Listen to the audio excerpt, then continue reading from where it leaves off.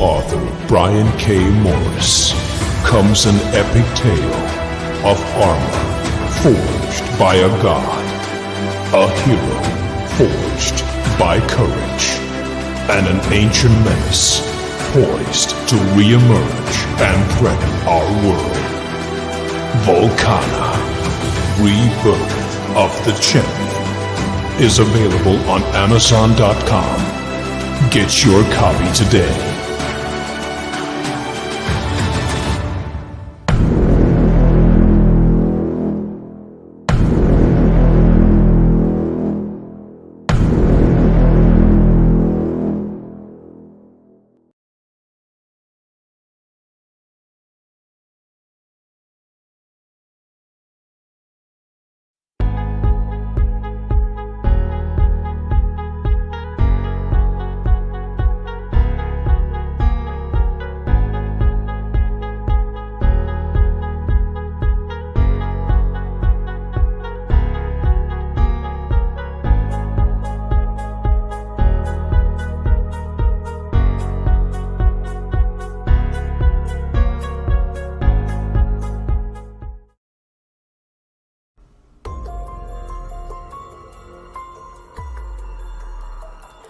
Welcome to Clever Title Pending with your host, Brian K. Morris, independent publisher, freelance hybrid author, award-winning playwright, and former mortician's assistant.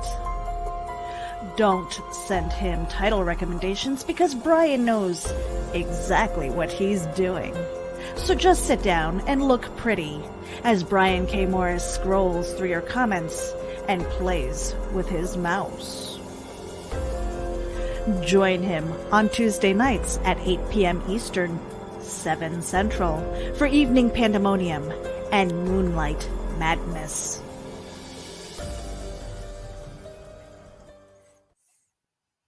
Good evening, everyone. How the heck are you? Welcome to the January 5th edition 2021. Got to get used to saying that. 2021 of Clever Title Pending. And we're starting a brand new season with a brand new year. Thank you for being aboard. And we want to say a great hello to everyone who's watching us live and is going to interact with us tonight. We're looking forward to your questions. And also to everyone who's listening to us on the rerun. We really appreciate your support of the show, each and every one of you. Also, we love everyone who's listening to us on iHeartRadio, Amazon Music, and Spotify, on using us as a podcast, and good on you. Well, anyway, thank you for your kind attentions. And if you're watching us on Facebook, on the Rising Tide Publications Network, please give this video a like if you enjoy any of it. And also, please give the page a like, too, because that helps us defeat the evil algorithms that are holding us down. And if you're watching us on YouTube, on either the Brian K. Morris Rising Tide Publications channel or the Geek Insider channel, please, please, please like the video, smash that thumbs up, and subscribe if you would, please, because we got all kinds of great content coming up in the next few months that I think you're going to dig. Also, I want to give a shout out to Plasma Fire Graphics for sponsoring this show. Thank you very much, Jeffrey Hayes. And when the look of your book matters to you, get in touch with PlasmaFireGraphics.com. Also, check out their page on Facebook. You'll love what they do. They did the videos that you saw that preceded this show. Also, we are powered by GeekInsider.com. Also, check out Wild One Forever, Meredith Logren's great weekday blog. And Geek Insider has all kinds of great programming on there, so please, please check it out. And this show is a part of the Rising Tide Broadcast Network, something new we're starting up. And you're going to see some great people here involved with it very, very soon. In fact, one of them is our guest tonight. And before we bring him out, we want to thank our Patreon subscribers. Patreon is a monthly subscription, and we offer everything from being mentioned in our future publications and our broadcasts, up to seeing sneak peeks at our works in progress and our audiobooks and some such. So anyway, thank you to our Patreon subscribers, and please consider becoming our Patreon subscriber at patreon.com/Brian K. Morris, all one word, all lowercase. And now, with no further ado, I want to bring out somebody I respect very much as far as being a broadcaster and just a good human being. He's very Rising Tide, and He has a couple of shows actually, I'm absolutely hooked on. Stupid O'Clock, which we mention frequently, which is Thursdays at 9 p.m. Eastern and also Saturdays at 11. But anyway, it's a very, very fun, intelligent show. He's got a great panel of guests there, of which I have been one, dragging down the tone of the show. But anyway, he's really, really a fun guy, and we hope that you've got some great questions in store for him. I know Skunk Rocker's there, so you are in trouble, my man. So anyway, let's add to the stream here, the one, the only JoeDog McKeel. JoeDog, how you doing tonight? Oh, wait a second. Hold on. Some idiot muted you. Yeah, I noticed that. That never happens on your show, though. You're so slick. Yeah, the main person that ends up getting muted through half the show is me, and it's my fault. Yeah, ditto. So anyway, JoeDog, we are about to give you the spotlight dance here. You get the floor and all the dirt on it. I would like you to tell everybody who you are and all the cool things you do and why you're so damn awesome. Okay, you had to pull me up full screen. Jump back over here. That helps. Okay, hold on. Okay, is that better? I'm ugly. Yeah, that's a lot better because I'm ugly enough. I have to dress up to make myself palatable to the general public, dude. So, well, I'm Joe McKeel. I live in Chattanooga, Tennessee, in a wonderful little area called Lupton City, which is actually a little mill village that the city sort of absorbed as it grew. I've done bunches of stuff. One of my big loves used to be actually as an actor and builder in haunted attractions. I could scare people to death, and I would never go in costume. I was the one that weirded them out the most. I was the real guy, the one they lowered their guard on. Oh, right. So that was part of that craziness. But I went from there into paranormal investigation. And from paranormal investigation, that spawned into my stint on Blog Talk Radio, which you're familiar with. Right, yeah. And with Blog Talk, I ran a show for about 2 years, rebranded it several times. And then I found out that I could take Blog Talk on the road. I learned how to take Blog Talk on the road. Mm-hmm. So we were actually using cell phones to broadcast through that. And actually we did a live show, paranormal show, from inside the lobby of the Delta Queen riverboat. Oh, nice. Which was crazy. And then I discovered fandom. I only discovered fandom in about 2007. Wow. And, pretty much doing some of the paranormal panels at the conventions. And lo and behold, I'm now a con director. Halocon, the chairman of Halocon. And that's how I got to there. And then, as you say it, the Miley Cyrus, Peter Pandemic. Yeah. My Sharona Miley Cyrus, Peter Pandemic. Yeah. Can't wait till I don't have to say that anymore. About another year. Yeah. Agreed.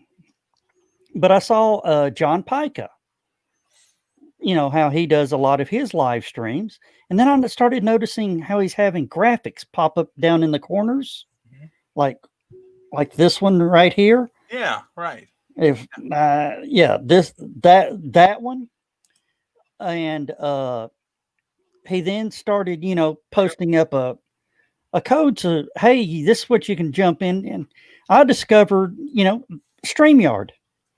When I opened my StreamYard account, it was me, Skunk, John, Dan, and I think Lewis started coming in, may have came in on that first night. That first night went 4.5 hours on April 4th. What year? About what year? Last year. Last year, okay. 2020, April 4th of 2020. Really? Wow. I thought the way just not to interject, but I will. It's my show. You know, I love Stupid O'Clock. I make no bones about it, but you run it so well that it astounds me that you've been doing it for so little time. But please go on. Seriously. And you know, the free version of StreamYard gives you 20 hours a month. We blew through that 20 hours in 2 weeks. Not surprised. And I then upgraded to mid-grade. Now, right before Halicon, I upgraded it to the full version, and I'm playing with all the bells and whistles now. And we want to talk about some of that as time goes on. And with the bells, you know, this is killing me because I don't have any bells and whistles to play with. Yeah. So I notice that when I go on other people's shows, it's like I want to direct. I want to direct, right? I see all these comments over here, and I want to say something about it, but you control the comments, so I've got to follow what they post up. And you know, like Cindy Kep's 8:10 p.m. comment. Well, you're way ahead of me. We'll start through those. We'll acknowledge the very first person here at 7:16 Eastern Time was Mr. McKeel himself, followed by Carleen, and then Carl Witzman third, and Carl's going out for chips. Anyway, we'll go through the comments while you're. We'll catch up with Cindy soon. Okay. And where was I?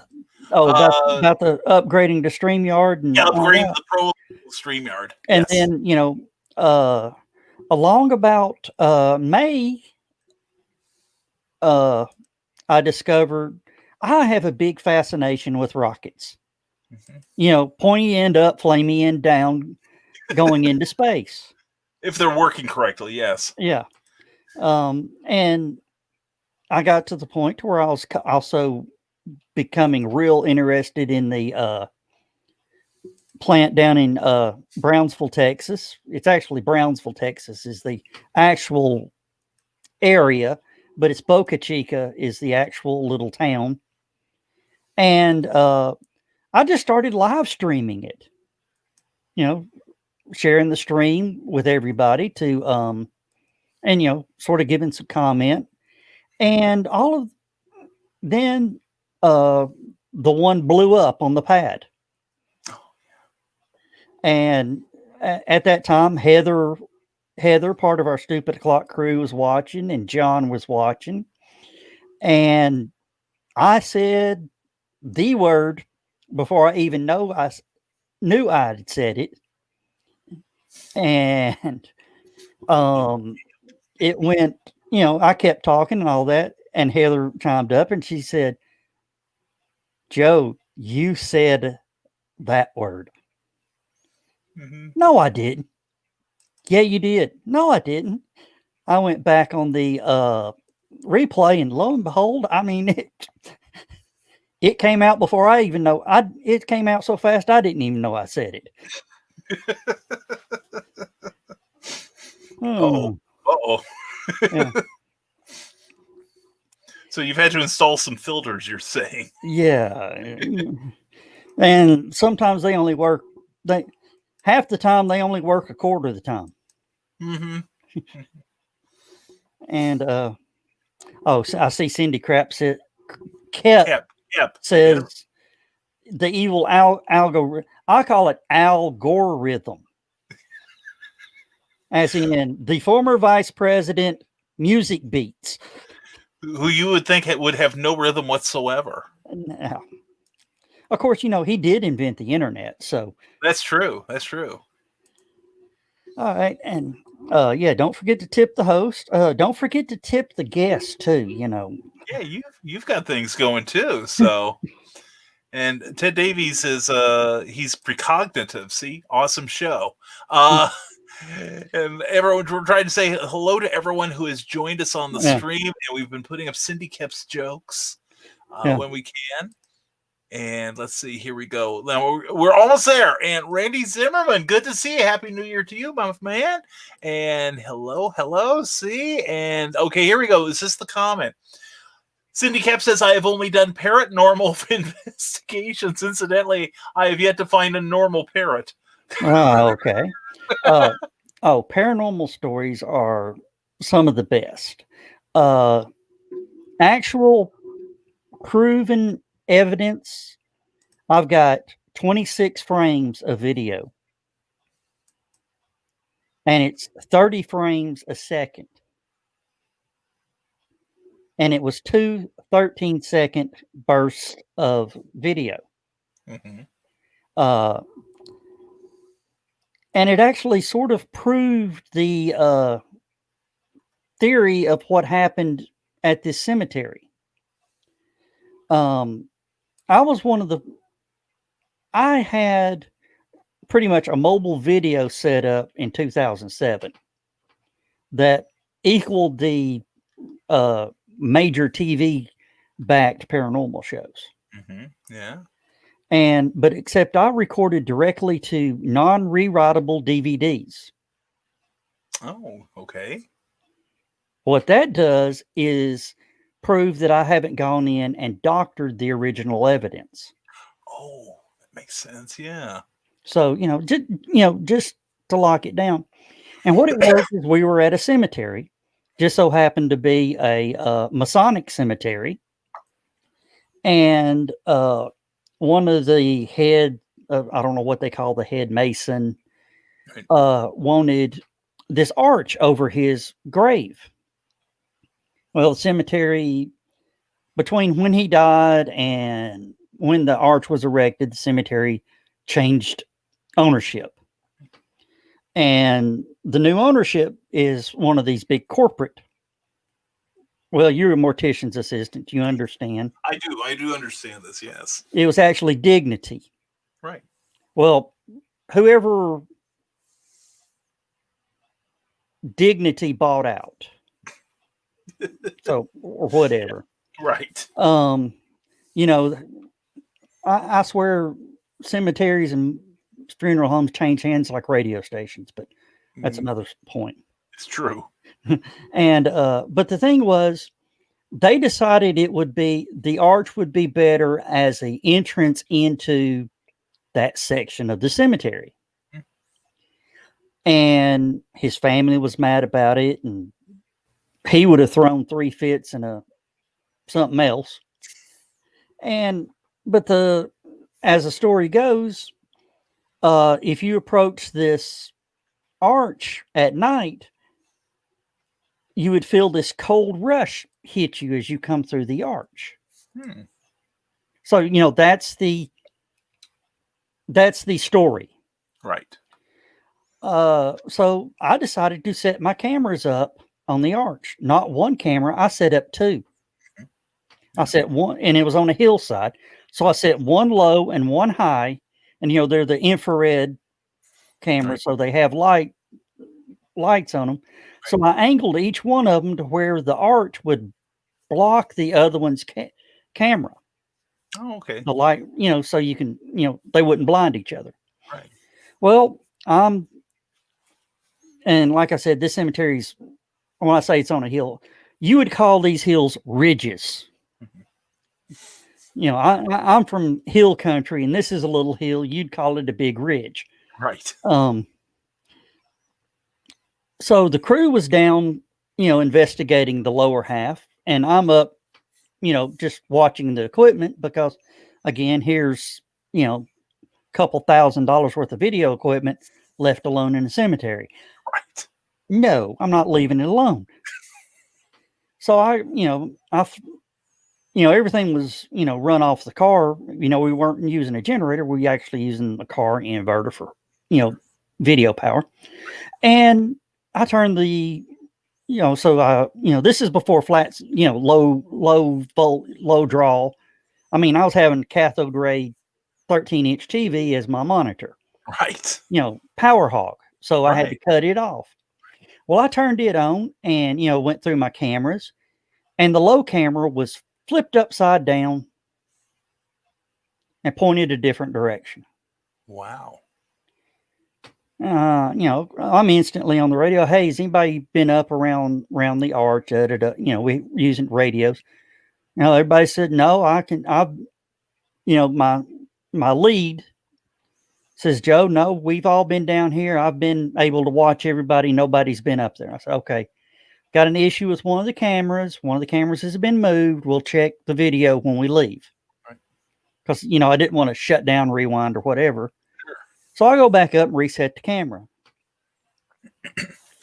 Well, the end of the night comes, we shut down. And, while the crew's rolling up, all the cord and bringing cameras in and, logging their audio recorders and everything back in, I'm rewinding, setting up to play the video.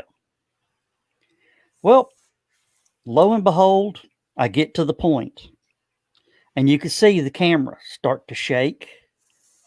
You could hear wind because we had, audio with the camera. Right. All of a sudden, the camera lifted up and fell over. Oh, wow. More wind hit. It moved around again. That's when we saw the dog's mouth. Oh, really? Well, not really a dog, a coyote. Okay. A coyote tried to eat the camera. I mean, we could see the tonsils of a coyote. Is how far down his mouth he got. It's a ghost coyote. Well, as he's playing with the camera, he drops the camera and looks up at the arch. Mm-hmm. Couple seconds goes by. He's back interested with the camera. He drops the camera again and jumps and turns and looks at the arch. Mm-hmm. And then decides to trot on off. Well, I go, okay. I wrote the timestamp down and all that. Right. So I now have something to look at to see, I wanted to see what the dog was jumping and reacting to. Right.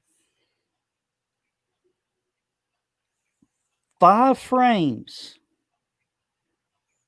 Well, let me back up. I saw, 5 frames before the coyote jumped. I remember it was 5 frames before the coyote jumped. This mist appeared on the camera and went through the arch at the coyote. Wow. Took 13 frames to do it. 4 or 5 seconds later, seconds, not frames, seconds. Right. 5 seconds before the coyote reacted, the mist appeared again, went through, and I could see it get almost to the coyote. Mm. I cannot explain that. Right. But it falls into the story of what people were saying happens at the arch. Yeah. Yeah. Interesting. Now, do you think the whatever entity it was, why do you think, it sounds to me listening to this like it was trying to prevent the coyote from messing with your equipment. Do you think there would be a reason why they would not want it disturbed? I don't know. Okay. But I actually showed that to the caretakers at the cemetery. Yeah. I've been told they will not go up there after dark. Ever since. I bet. Wow. That's a great story, man. And then, of course, the first investigation I did was with a good friend of mine, Marcus Patrick Ellsworth, on here on Facebook. Huh? And Marcus is a African American gentleman of a different orientation. Okay. Politely to say he's a gay black man. Okay. Fair enough. And Marcus was with me. It was just me and him. And we went to do this investigation on an apartment in an apartment complex, Mhm. occupied. So we're doing our investigation. And, I mean, how long does it take you to do a 2-bedroom apartment if you spend 30 minutes in each room? Right. 30 minutes is a good time to sit and, at least try to get something. Right. Well, we're wrapped up by 12:30, 1 o'clock. And I'm going, we've got this place till 6 in the morning. He goes, yeah. I said, we've done everything. We can go over it again. He goes, yeah. I said, and I looked down the hallway. And you know how most 2-bedroom apartments are. The bedrooms are at the end of the hallway. Well, you walk in the door, you got the living room on one side, kitchen and dining room, Right. and then a bathroom and bedrooms and all that down through there. Sure. I said, well, the only thing we haven't done is the hallway closet. So, I mean, why not? We're going to investigate the linen closet. Sure. I opened the door, and he pokes his head around in there, and we hear, and I looked at him. I go, that wasn't me. He goes, wasn't me. I said, I thought that was your stomach. He goes, sounded like yours. I said, nope, wasn't me. So we wrote the timestamp down. And one of the things is when we start everything, when we hit play, we're hitting play on everything. Right. At the same time. That way we can stack everything up to sync everything up. Sure. Makes sense. I went and to all the audios, we had a recorder in each bedroom and in the living room. So we had the timestamp, so we knew where to go into the audio, and everything was digital, so we could just throw it on a computer and track it. Right. It was on every audio recorder. Ooh, wow. It was that loud. Mm-hmm. Then I got to our recorder, and I'm getting chills on this when I hear it, when I say it again. Yeah. It says we got an EVP. That was our first EVP because it's our first investigation. So we were a little excited. Yeah. And I'm listening to it through the headphones. And then it hit. I threw the headphones. Yeah. It's like, whoa, no. Mm-hmm. Mm-hmm. I called Marcus and I said, get over here. He goes, what do you mean? Get over here now.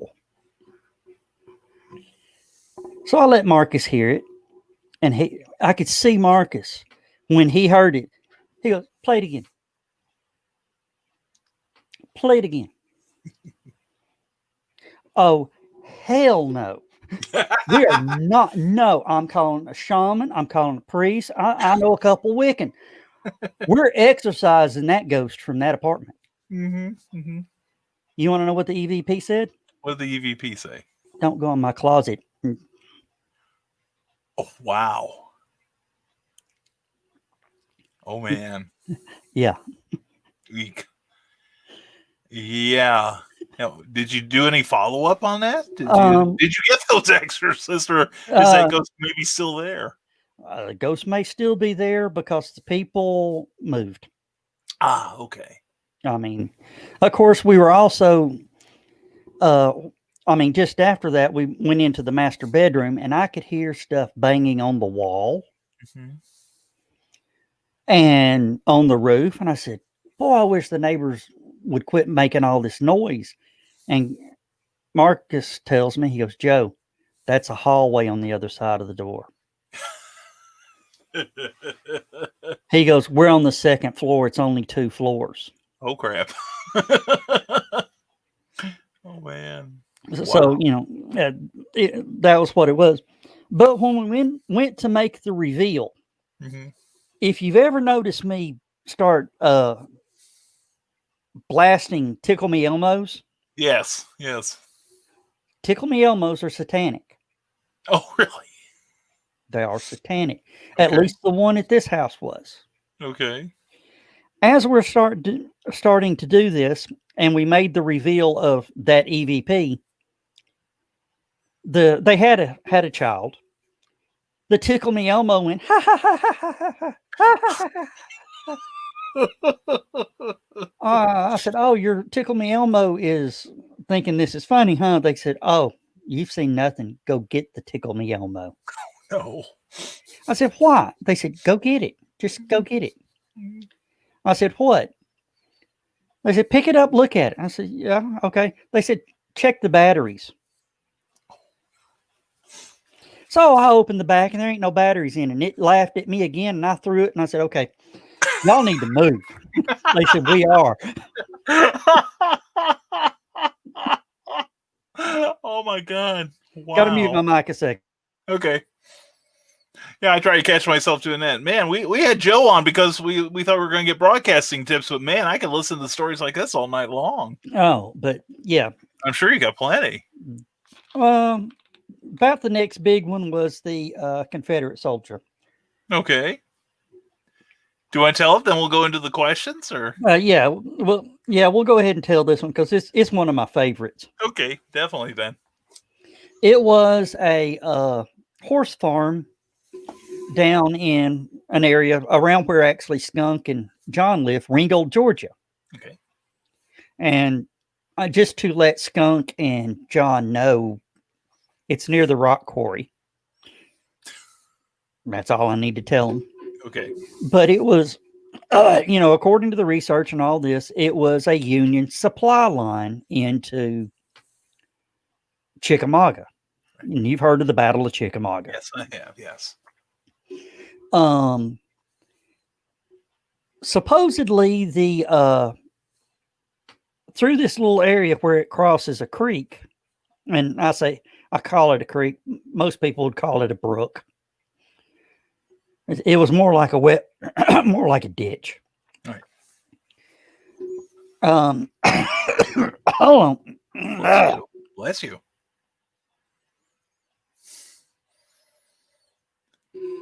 This is how broadcasting affects you, people. We should come with a warning label. Yeah.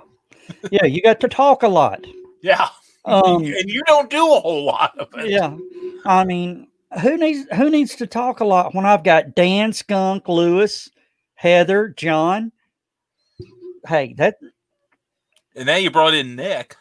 And Nick. Oh yeah, Nick is a hoot. Hi Nick, I see you in the room. Hello everyone who's watching. I hope you saw your name on the screen. We're going to get everybody on eventually. Yeah. But anyway, back to your story. Well, what had happened is we were told by the homeowner that there was a bad rash of meth heads and homeless camps in the area. Mm-hmm. You may want to bring protection. Yeah. So we had, I had a couple guys that wanted to join the group who were actually armed security at Hayes Prison in Georgia. Oh, nice. They came strapping. Mm-hmm. Of course, there's also a law enforcement. They also have the law enforcement presence. So if we were told if we came across somebody, if you felt like detain them, call the police. Right. And call the police, and they'll have them prosecuted for trespassing. Mm-hmm. Yeah. So here we go. And again, crews split up. One covers one area, one covers another area, and all that. Well, being that they were actually working out in the field where the ambush happened, I told them, "Okay, guys, so I can find you, take these glow sticks. Drop you a glow stick about every 100 feet." Right. Which, when it came time for me to go find them, I started following the glow sticks. Right. I mean, I'm not dumb. It sounds like a solid plan so far. Yeah. Well, I hook up, meet back up with them and say, "Okay, guys, it's like 1 o'clock in the morning." And actually, it so happened to be a full moon night. Big, super bright full moon. I mean, you could actually see the deer in the field. Yeah. Wow. Full moon. Yeah. I mean, the deer even came out because it was bright enough for them to see. Wow. And we're all walking back as a group, and I've got one of my, handheld camera guys walking, following behind us. And we see this guy come out of the woods with a long rifle. No. Now, this is 6 people.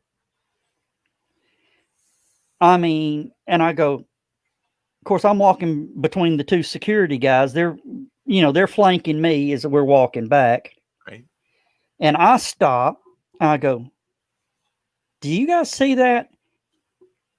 I mean, the 2 security guys immediately, they reach. Right. Yeah. Guy with a long rifle. Yeah. And they're going back up, back up, back up, back up. So, I back up and I say, any of y'all see that? And they go, yeah, we see it. We see it. I'm going, okay. This is amazing. We're 6 people witnessing full body like in Ghostbusters, full body apparition. Dude. Yes. I mean, we're like, guys, look at the. Well, these guys then go,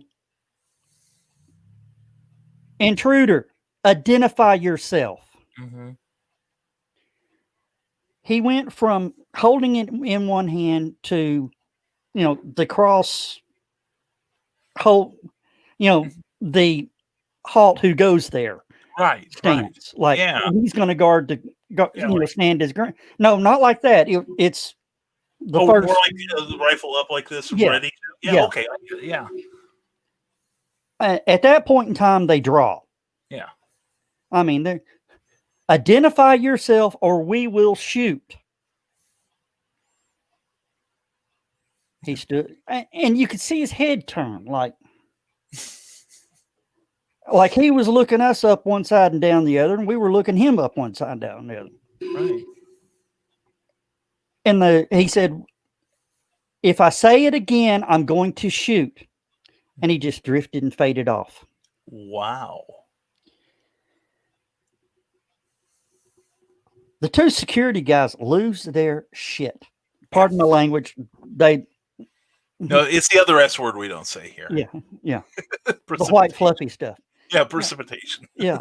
They lost it. They're like, stay back. And here they go chasing the ghost. Yeah. Literally ghost chasing. Because it sort of looked like he went back in the direction up towards the house where all the women were. Right. Oh, so, they're protecting. Right. And, as we get up there, of course, before we go, I turned to look at my cameraman, and my cameraman had dropped his hand. His jaw was hanging down to about here. He was filming everything behind us. Yeah. Not getting a bit of this on tape. Oh, no. Of course, there was the Gibbs slap. Right. Yeah. And he's like, what? I said, camera. He goes, crap. Yeah. But we get back up to the car, and these 2 guys, as they're walking to their vehicles, they're unbuckling. Right. One of them threw it in the car, and he was gone. I told the other guy, where are y'all going? He goes, Joe, we are trained officers. When we give an intruder an order to stop and identify themselves, they do one of 2 things. Yeah. They identify themselves or they run. I do not know how to act when they just disappear. Good point. On their training. And that was pretty much it. Oh my gosh, that's great. But that's called personal experiences, so there's no evidence. Oh. But the only evidence I really got was that main EVP and the video. Mm-hmm, mm-hmm. Of course, those are 2 pretty powerful. Yeah. Of course, one house, I love doing this one house. I kept walking. I saw the name. It was one of these old 50 style refrigerators sitting in the kitchen living room area. Right. It was more decoration than anything. Yeah. I kept walking by and I said, I don't understand it. I'm at a cold spot. Oh, wow. Yeah. And I'd walk away and I'd come back over and say, yep, this cold spot's still here. Mm-hmm. Walk away, come back. Yes, cold spot's still here. Mm-hmm. Then finally, one of them walked over and got to looking, saying, man, I'm reading 90 degrees standing here and all this. And then Marcus, who was with us, comes up and went, yeah, Joe, it's not, you son of a bitch. The refrigerator was called Cold Spot. Oh, no.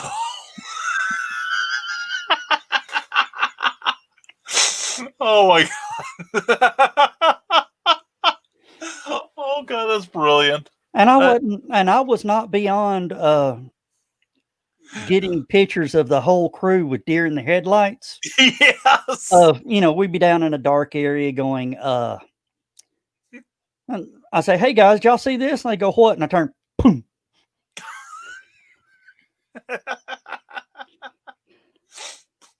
Yeah. But then they take you out back and beat the hell out of you, okay? They wanted to, yep. Oh my God. All right. But great yeah, stories. Yeah. Great How about I'll give you one of the debunk stories. How does that sound? Okay, give me a debunk story. I'd love to hear it. Debunk stories. We'll get to the questions eventually. Yeah. We'll have Joe back. Debunk story is we were doing a house on Missionary Ridge, and if it's Chattanooga, Missionary Ridge, right. Big battle point. And the people swore their house was haunted. And they had one of these, it was a Victorian style with the I call it the turret. Yeah. The castle turret. Oh yeah, right, yeah. Up on the house. Yeah. And which was part of the attic. So, one of their things is they said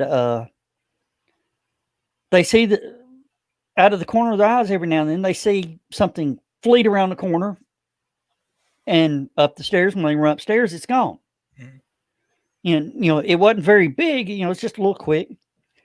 So as I'm going, as we're investigating the house, checking the house out, I look and one of the bedroom doors was open and there was a ladder propped up against the door into the attic, and the attic was open.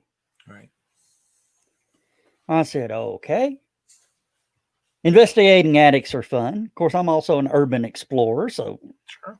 gives me, and I love architecture. Ted would understand this. Mm-hmm. Seeing some of the old architecture and how it was done. Well, we get up in there, and the attic was not sealed off as good as it should have been.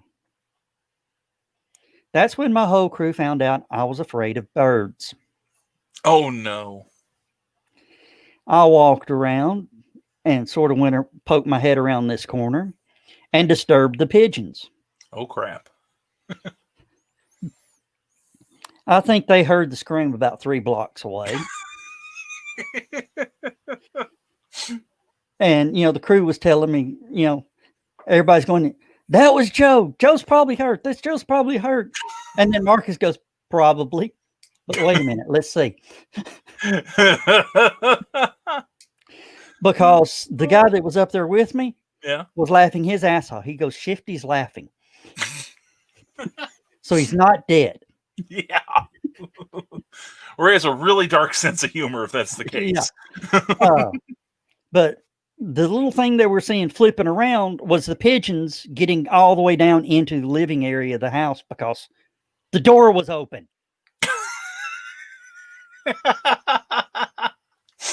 Oh. And they were talking about in the bathroom, they had these they just get weirded out in the bathroom. Right. Bathroom's on the first floor. So we go down into the basement underneath and I'm checking it out. And literally I could feel the hair on the back of my neck standing up. And I'm going, finally I said, guys, out. Everybody out. I mean, and I don't lose it. Right. But this was telling, I mean, you know how when you're in those situations, you follow that voice in your head. Yeah, you listen to your instincts. Yeah. Yeah. Yeah. And everybody's like, what? Out, out, out, out.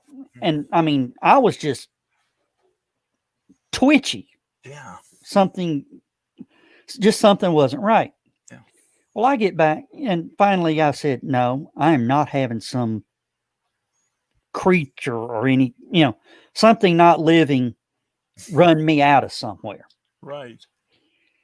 I said, I picked my two, Marcus and Shifty. They were my two best guys. Mm-hmm. I said, y'all are coming with me. I said, okay. I said, if I start weirding out of that again, get me out of there. I said, but give me the EMF detector. Right. So as I'm standing there, we're doing the Millie Gauss. And actually, I use the 822A detector, which is industry standard for the real ghost hunters. Sure.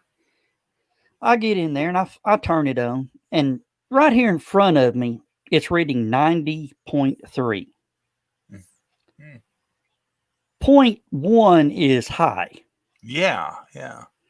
And as I'm getting it up towards my head, it's basement, so the ceiling's a little low, dirt floors. Right. As I'm getting it up, I look up and there's the main power line to the house coming in. I'm going, and right up by it, it's 145.3. That's danger zone. Yeah. Got to looking, and that was directly under the bathroom. Mm-hmm. So when people were getting, doing their business, they were getting dosed with EMF radiation. Yeah. Yeah. Mm-hmm. I told them, get you an electrician. Yeah. And then, of course, we set cameras up down there, and that's when we discovered the rats. It just gets better and better. I identified 5 different rats, mainly because I could see the 5 beady eyes pointed around in different areas of the screen. Right. I said, you need to do 3 things: seal up the attic, call you an electrician, and get an exterminator. They said, well, what about the rattling pipes? I got that problem too. Hire you a plumber. About 3:30, the pipes in the house just went to beating and banging and rattling. Of course, this house is probably 120 years old. Oh, yeah. At least. Yeah. So, once the pipe, I was in the basement, and I'm hearing them rattling. I said, anybody flush the toilet? And I went, no. So I walk out and I look down the hill, and there's a house down below it, but one of the windows was a small window. Yeah.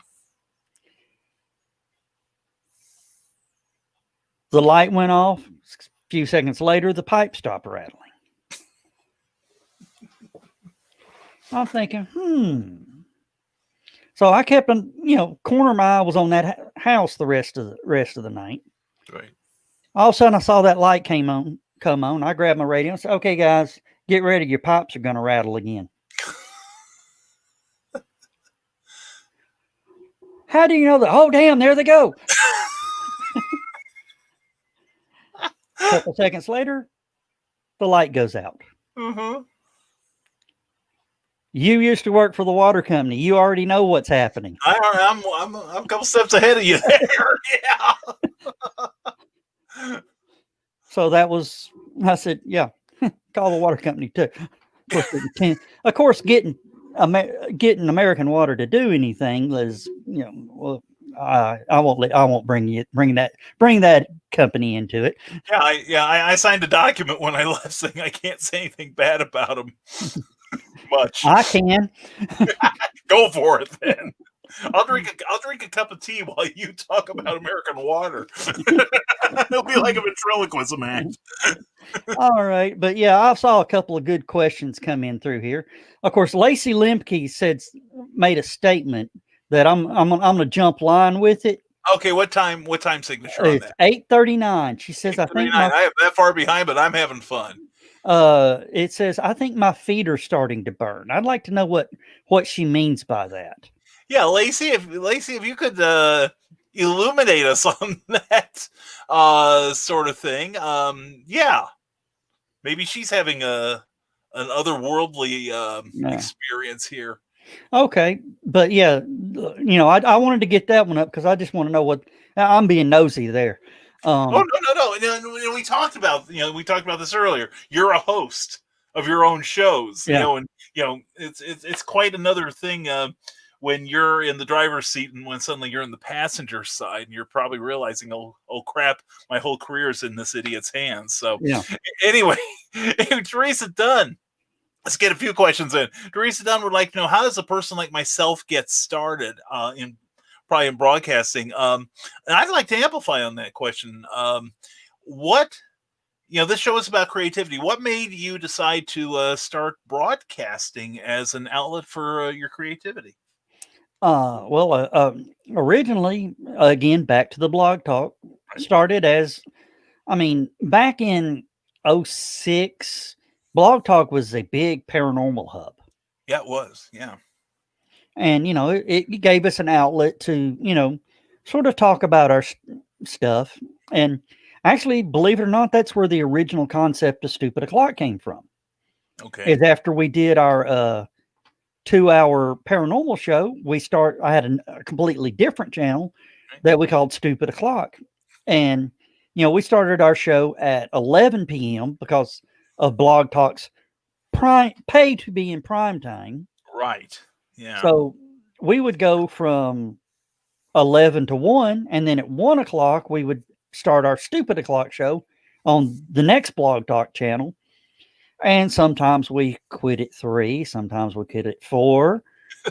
Sometimes the newspaper bounced off the door. Yeah. Yeah. And that's what that pretty much went, Yeah. And then I Blog Talk got to the point to where they got down to limiting the free shows to 30 minutes. Yeah. Yeah. And it pretty much killed their platform. Yeah. Trying to make everybody to pay. Yeah. I'm not going to pay $36 a month for a phone line, which is pretty much all Blog Talk was. That's true. StreamYard gives you a lot of options with your extra videos and all that. That's the only reason I bought it, is because I'm getting value for my money. Yeah. There wasn't much value with Blog Talk. No, I'll interject. I remember, like I've mentioned, I had a podcast about 10, 12 years ago with someone, and the controls, we fought the controls constantly. We had, at one point, we were sharing an account, kind of like what I'm doing now. And Kim and I also had our own free account. And no matter what level you were at, the controls that helped you put on your show were crap. And about the only thing you could say about Blog Talk Radio, it was better than a lot of the other competing services at the time. Yeah. Well, what I loved about Blog Talk is you had a call-in phone line. Yes, that was great. Which, gave you the feel of a real radio station. Right. And I'm learning how that we can take phone calls onto our show. Oh. It's a little bit of equipment purchase, but it is possible. I'm just trying to figure it out. Yeah, that's one thing. Earlier on your show this morning, which we'll talk a little bit about, we'll definitely give it a promote here.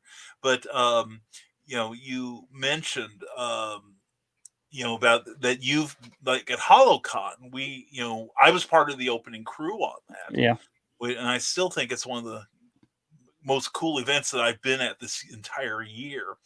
But you had someone on who was with StreamYard, part of their development team, and the constant look of her jaw in her lap as you and Skunk and everyone were telling her all the ways you were violating the sanctity of their precious programming, like adjusting the color through the green screen and all. Yeah, there we go. Give me just a second. No problem. Now, you're not doing this through OBS. This is just strictly through StreamYard, right? Yep. Okay. Oh, man. Oh, wait a second. It might be that you can't. I might be able to. See, that's settings, no, right? Yeah. Okay, settings, Hold on. and then green screen. Okay. And They fixed it. damn them. Damn it. Yeah, well, yeah. And let's see. No, that didn't work for me. Yeah, I'm trying to. Of course, I don't have a green screen up. Oh, wait a second. Oh, what was this? Hold on. See what you can do. Yeah. No, they fixed it.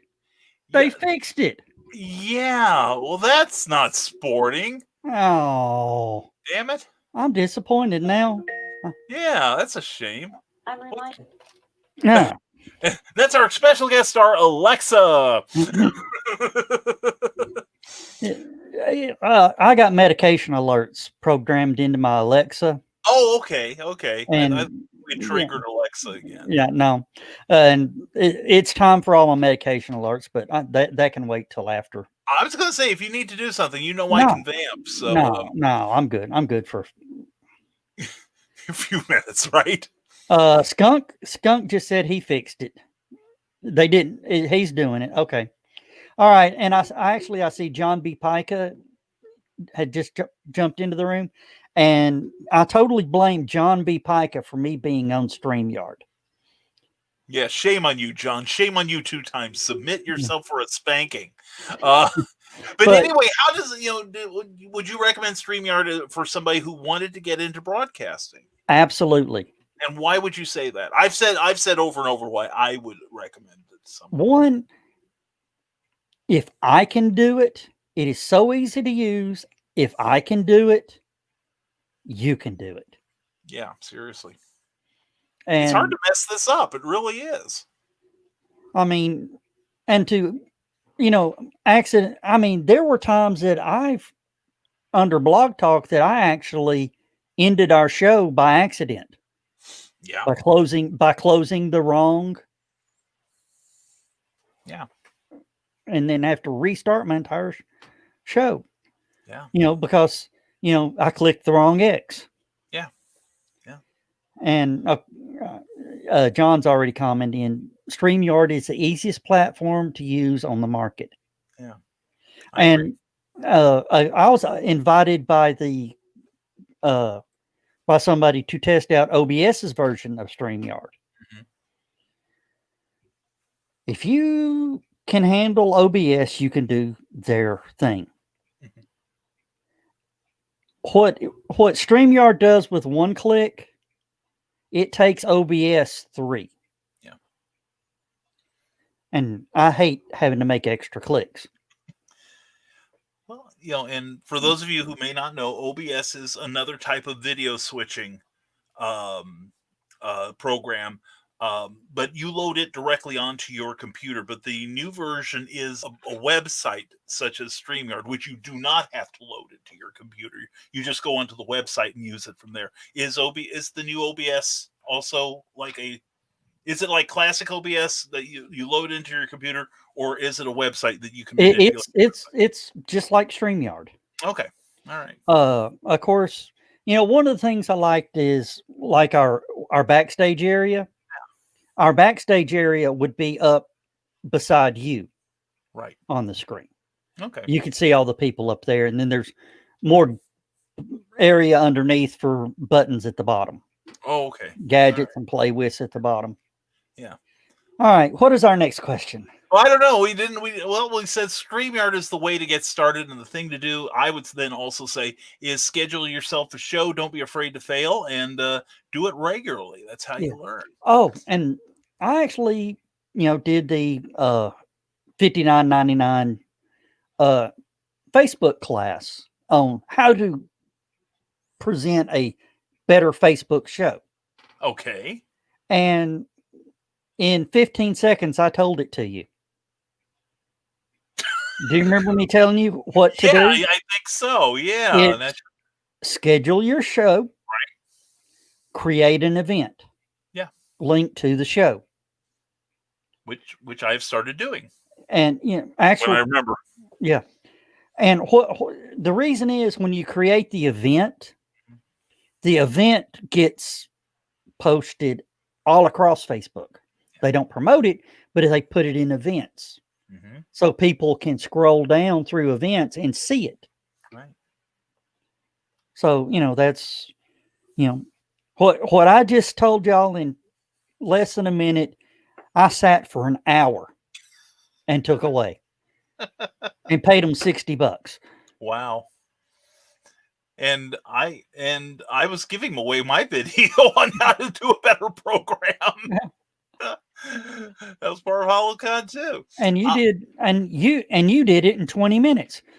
Yeah, exactly. Yeah, and I'm still proud of that video, and it's going to go on my YouTube eventually. Yeah, well, it's up on the HoloCon online. Mm-hmm, mm-hmm.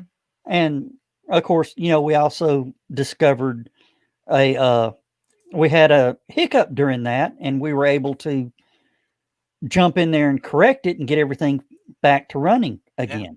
Yeah. If you remember. I do remember that, yeah. Because you told me that you had a similar issue later that night with another show. Right, yeah. And I was able to help out a little with that, yeah. From what you learned on that one. Exactly, yeah. And it's, whereas OBS, I found that sometimes it wasn't talking with Facebook. And I remember one morning I'd gotten like a Windows 10 update, and it was messing with my computer. And I was still using OBS at the time. Thank you, Carl Witzman. And OBS, in all fairness, is a more robust program. You can do more with it, but there is a learning curve, and it takes a lot of setup to do. But that day, Facebook and OBS were just not talking to each other in a civil manner. And it took Cookie a little while to talk me into doing shows. That later I had shows that afternoon, and it took her a while to talk me into not quitting broadcasting entirely. I was so disgusted with it. So yeah, basically the best way to get started is just like writing and publishing and everything else. Get started. So good question, Teresa. Cindy Kemp would like to know, what is your most challenging plan for 2021? Now you've got Stupid O'Clock, you've got the Armchair. Was it Rocket Science? Yeah. Rocket Science. Whenever NASA or SpaceX does something really awesome. And like park a rocket ship nose first into the desert. Yeah. Or I was there that day. Or the show you started just this morning as part of this broadcast network. Lunchtime at the Doghouse. Exactly. What other plans do you have for the coming year? This is kind of a rebuilding year for all of us. It's a rebuild year for all of us. My first goal is to do a comic and toy expo in back, at our host hotel. I live in Chattanooga. I do most all my stuff in Dalton, Georgia, because we have a great hotel that works with us. May not be, it's not a 5-star, it's not a 3-star, it's not a 4-star, barely a 2-star. But it's got one thing that convention people like, a hotel that will work with them. When we come in, we pretty much take over the hotel. Yeah. The only thing we don't run is housekeeping in the front desk. We take care of, we do everything else. And I hope to do the comic and toy expo in late May, early June. I know not to go on Father's Day weekend anymore because that's Heroes Con in Charlotte, North Carolina. Oh yeah. Of course, I did go with the first one I actually did on that weekend. Excuse me. And I had people, Heroes Con is in Charlotte, North Carolina. Right. I had people coming from Charlotte, North Carolina to set up at my show. Nice.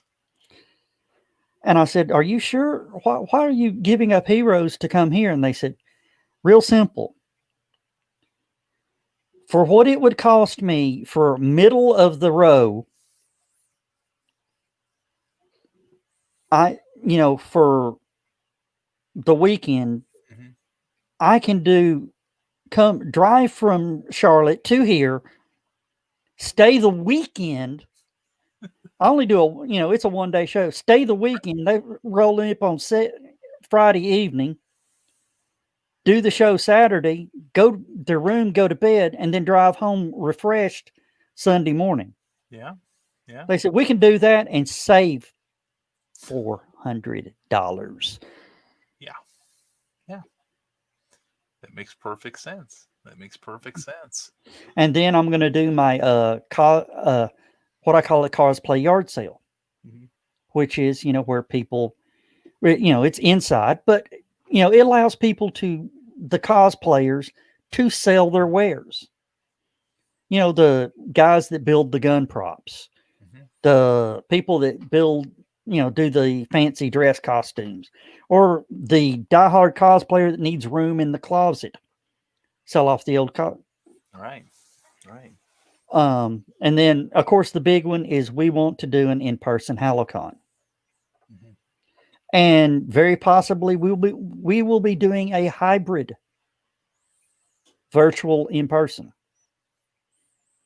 I mean, we're already got it set up to where with again, with the greatness of StreamYard, we can actually bring the host in from, remote them in from sitting in front of their camera. And with StreamYard, they can actually see themselves on screen and see the audience and interact with them. Mhm. Whereas I've seen a lot of these where they put somebody up on a screen and they're just sitting there talking, and you're just like, oh, you can actually with the plan I've got in place and going to try to implement, the guest will be able to interact with the crowd in the panel, actually answer questions from the crowd in the panel. That's genius. That is sheer genius. Yeah, because we've talked about this. A lot of the virtual cons that had to happen this year, I'd say the most of them were pretty much not too different than what you and I are doing right this moment. That's it. Yeah, I don't think they really captured the convention experience that they all, 99% of them claimed they were trying to do. So, so right now, welcome to Rising Tide Con, and no, wait, Pretty much it. yeah. And what got me is they were all using StreamYard. Yeah. Yeah, you can tell when they're using StreamYard after a while. And using StreamYard and all these people asking all these questions. Yeah. And not pay any attention to it. Yeah. Not even acknowledge it. Right now, I'm going to acknowledge, right from what I see, Rick Bradley, John B. Pica, T. Hawkins. I think it's Trevor Hawkins. It's Trevor Hawkins, the Trevor Hawkins. Nicholas Anthony Tockard, Willow Schuyler, and then John B. Pica again. I mean, I've seen they've commented in there, and Trevor has a good question there. And John says by October we'll be in person for Halocon 2021. See, they didn't recognize the comments over there and questions. Yeah. And that's when I go watch these virtual conventions. If I'm not, you go to a convention to interact. Right. There's no interaction. Yeah. And I did not want that for Halocon. And I had the mastermind plan, but if it wasn't for Skunk, Heather, John, and Blake Wilson, it would not have been as good. Yeah. Because even though, and the great thing they did, and I'm so glad they did, is they didn't jump up like this full screen. Yeah. They stayed to a small, if they came up on screen, they were a little small screen off to the side. Mm-hmm. And, or of course, that right there.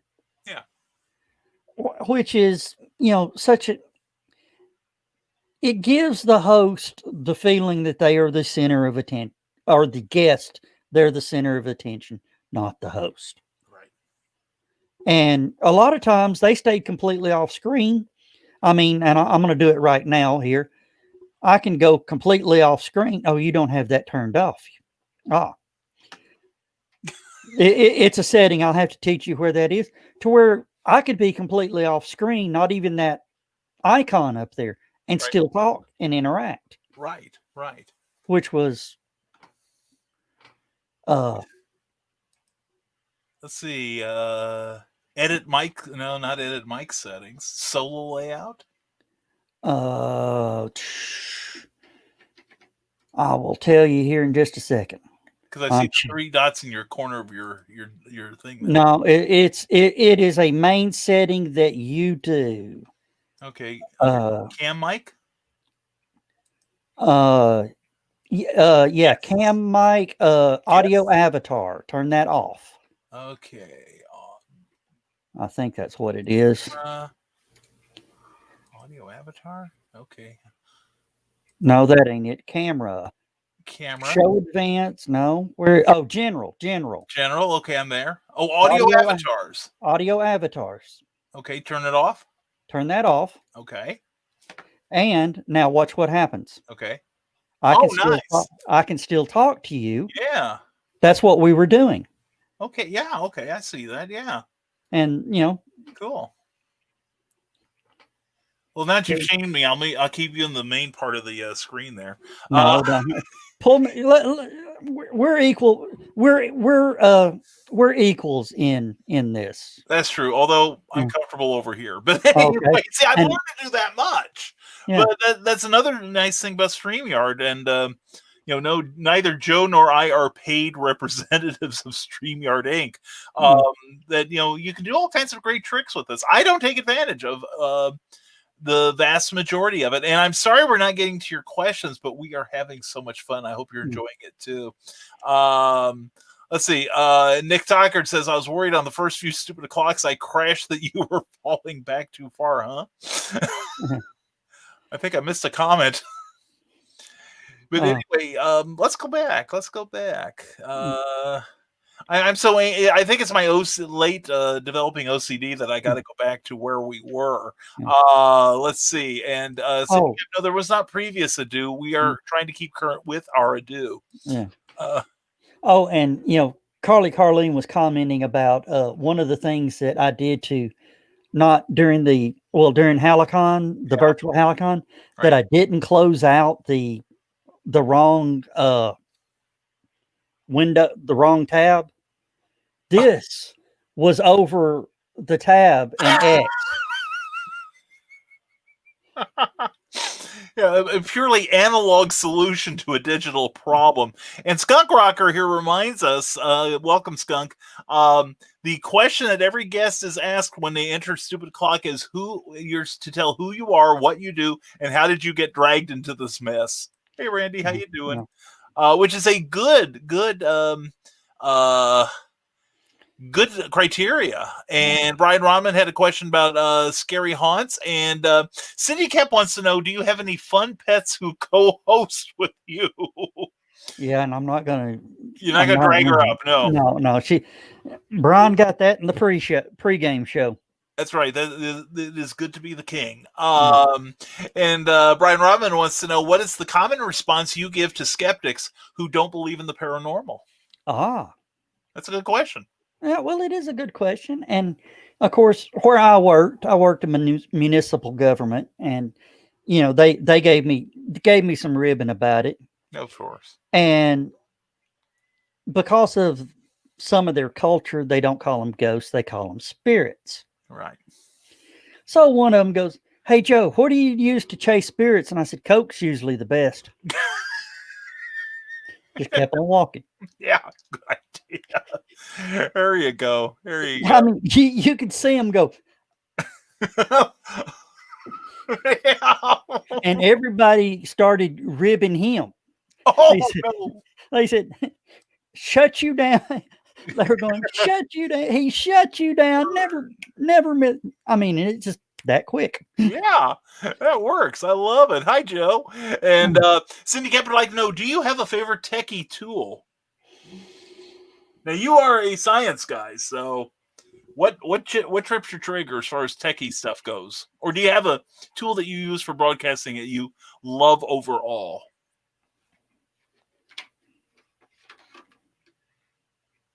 That is the best mouse in the world. Is that kind of one of those ergonomic ones? It's called, it's a Logitech marble mouse. Uh-huh. I mean, I can, everywhere, with just the tips of my finger, move the cursor anywhere I want. Yeah. You left click with your thumb, right click with your pinky. Right. And when somebody, has a computer that has a normal mouse, right, I feel like I'm shifting gears in a truck trying to. Yeah, I get that. Here we go. Brian Rahman, who is part of the Dastardly Dingoes podcast. I get this guy on your show. As to host a Stupid O'Clock, what is, in your opinion, your favorite moment on the show? Do you have one or two? That's what I was about to say. Which one? Yeah, or you probably have one just about every week, I would imagine. Almost every week. Shut up, skunk. We usually say that for Christian, but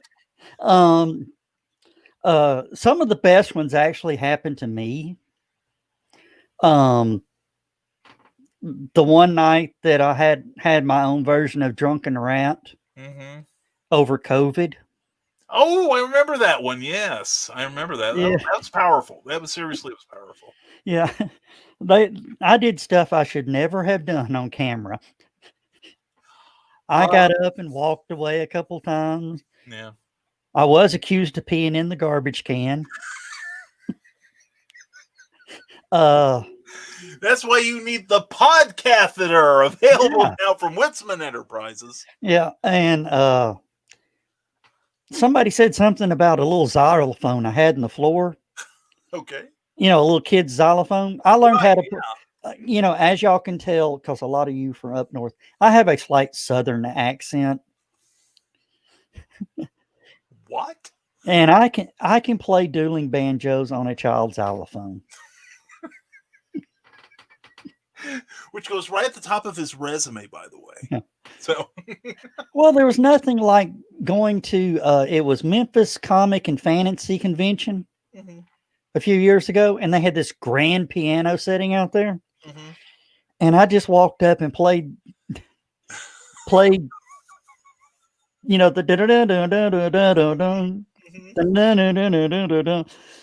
on the grand piano. Yeah. And I could hear the con director going, JoeDog's here, isn't he?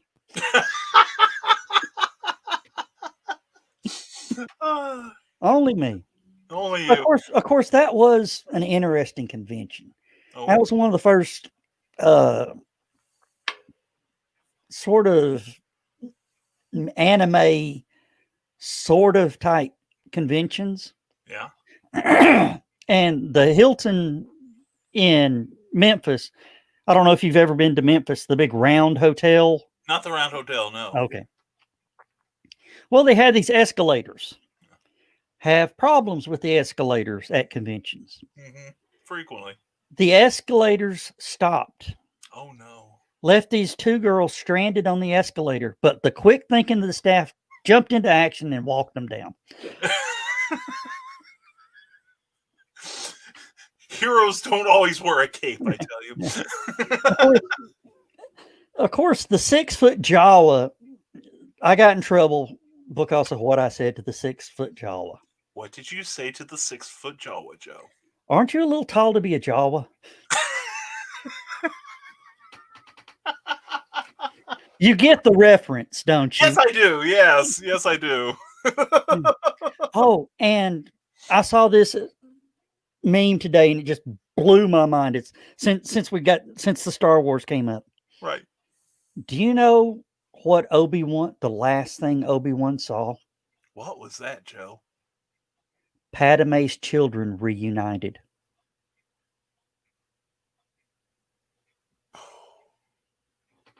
Wow. You never thought of that, did you? Yeah, no, that's true. Of course, all I'm thinking of is the hospital scene with Luke and Leia. Yeah. And Mom's going, "No, wait a minute. Oh, wait a minute." And Skunk Rocker, that's enough out of you, but this is the time for everyone to just start blasting a ton of comments and questions to totally throw Brian and Joe off. We are totally off anyway, Skunk, so there. But we do want to say one thing here from Terry McIver. Glad to have you here. Hats off to you both for all the fantastic content you create, or hats on, as it were. Yeah. So that's a compliment to you, sir. And honestly, Brian, I'm going to be honest. Okay. If you notice, there for a while, I started my shows with the hat on. Right. And then the hat went away for a while. Right. Now the hat's coming back. Uh-huh.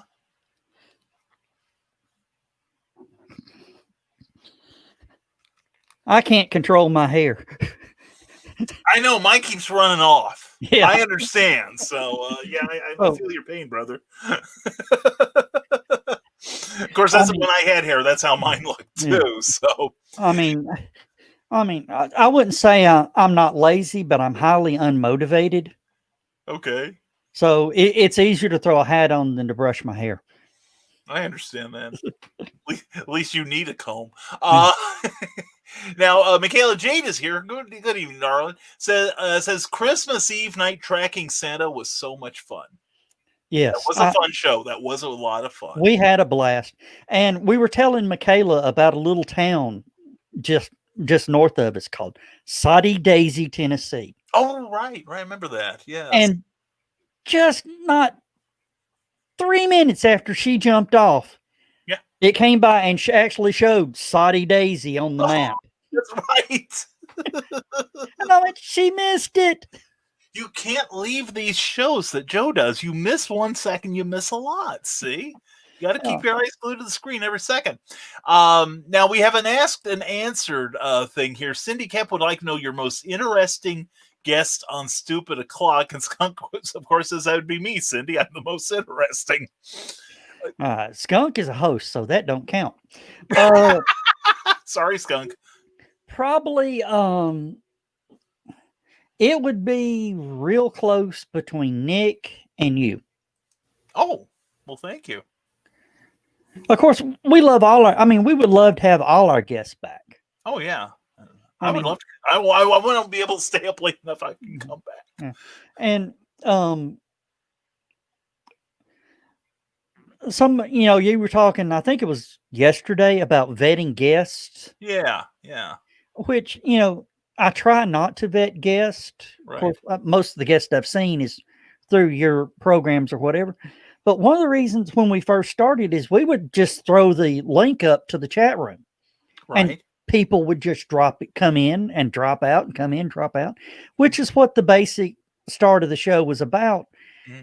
How do you vet the people that walk up to you while you're talking at a convention? Good point. And if they're interesting, you like having them around. If they're boring, you sort of hope they get bored and go away. Yeah, that's true. Or he's having technical difficulties. Shut off camera. Yeah. Not that we can do that sort of thing. But anyway, Cameron Christopher Payne, glad to have you here. And Nicholas Tockert says, good evening to my two favorite streamers in one spot. From one of our favorite streamers, too. Yes. Nick, sure. Nick, I love you. And why have you not been pumping up the cherry super juice when you come on Stupid O'Clock? Yeah. That's a good point. But you notice that he's pretty hyper without it.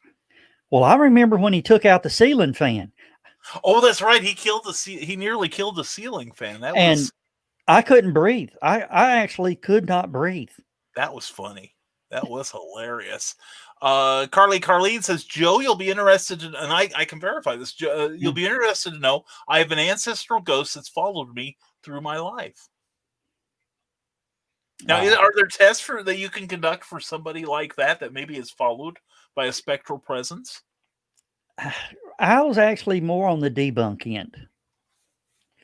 So you know,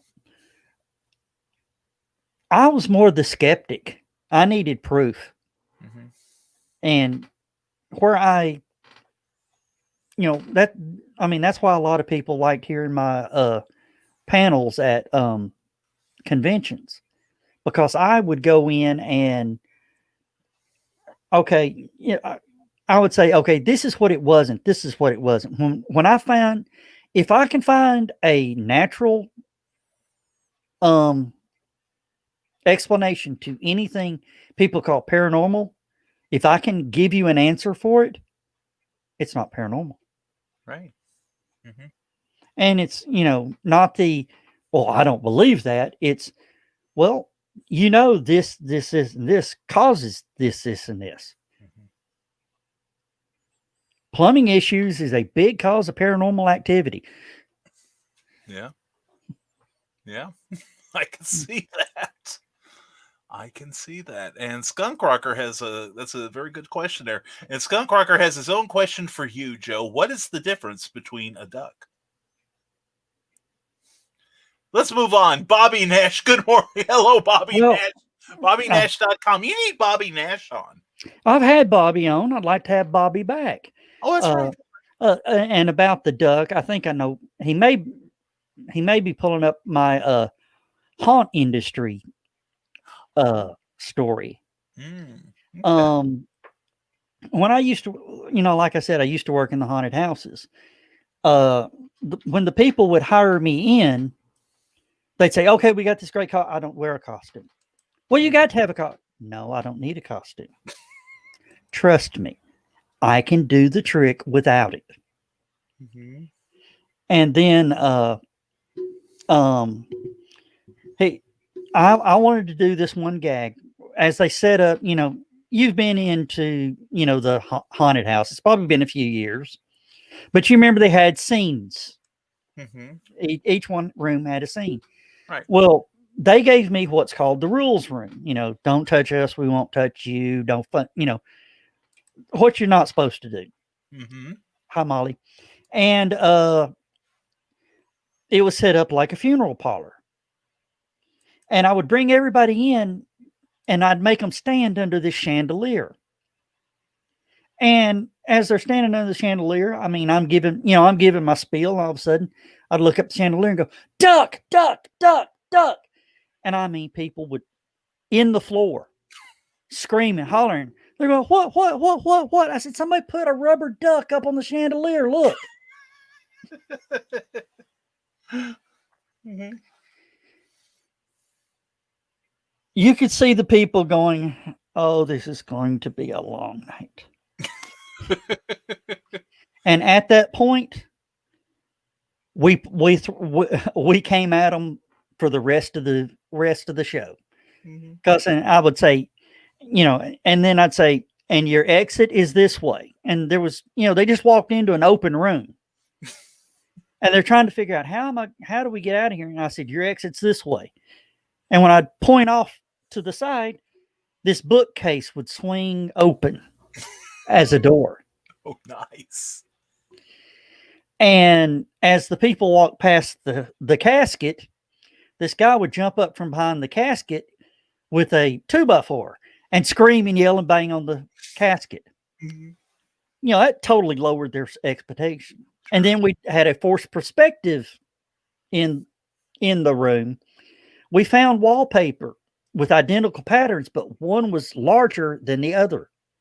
So we could set it, where's my hands? Sort of like this. Right. Yeah. Another guy would come out from behind the fake wall and yell and scream at them. Mm-hmm. And then they were lost from then on. But that may have been what Skunk was talking about. I don't know. That is funny. Now, Skunk also said, I don't know if you caught this, JoeDog switched to blue screen instead of green. Okay. Okay, I'll try it too. Well, I don't see.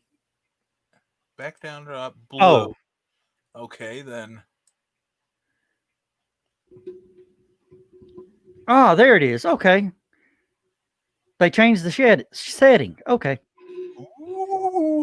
Oh, they changed the setting on me. Okay. Yes, they did. Yeah. So, All right. yeah. Thanks, Skunk. Thank you, Skunk. I like my green microphone. There you go. There you go. Let's see. And that's what duct tape is for. Willow Skylar's here. Good evening to you, darn. Mwah. Glad to see you here. Our Raspberry Princess. And let's see. Gospel Jake would like to introduce himself to you, Joe. I don't think I've met you before. He's a gospel illusionist. I've known Brian for a year now. I met him at NonCon. Yeah, NonCon, I was going to mention to you, it's in a haunted schoolhouse. And Amy Hale, author Amy Hale, brought her was it EM meter or whatever, and that thing was going off like somebody had kicked a car door and set off the alarm all day. It was it sounded constantly like a Geiger counter. So and John B. Pica has a good advice for anyone just starting. Robert Schuller used to say, "Don't just sit there and do something."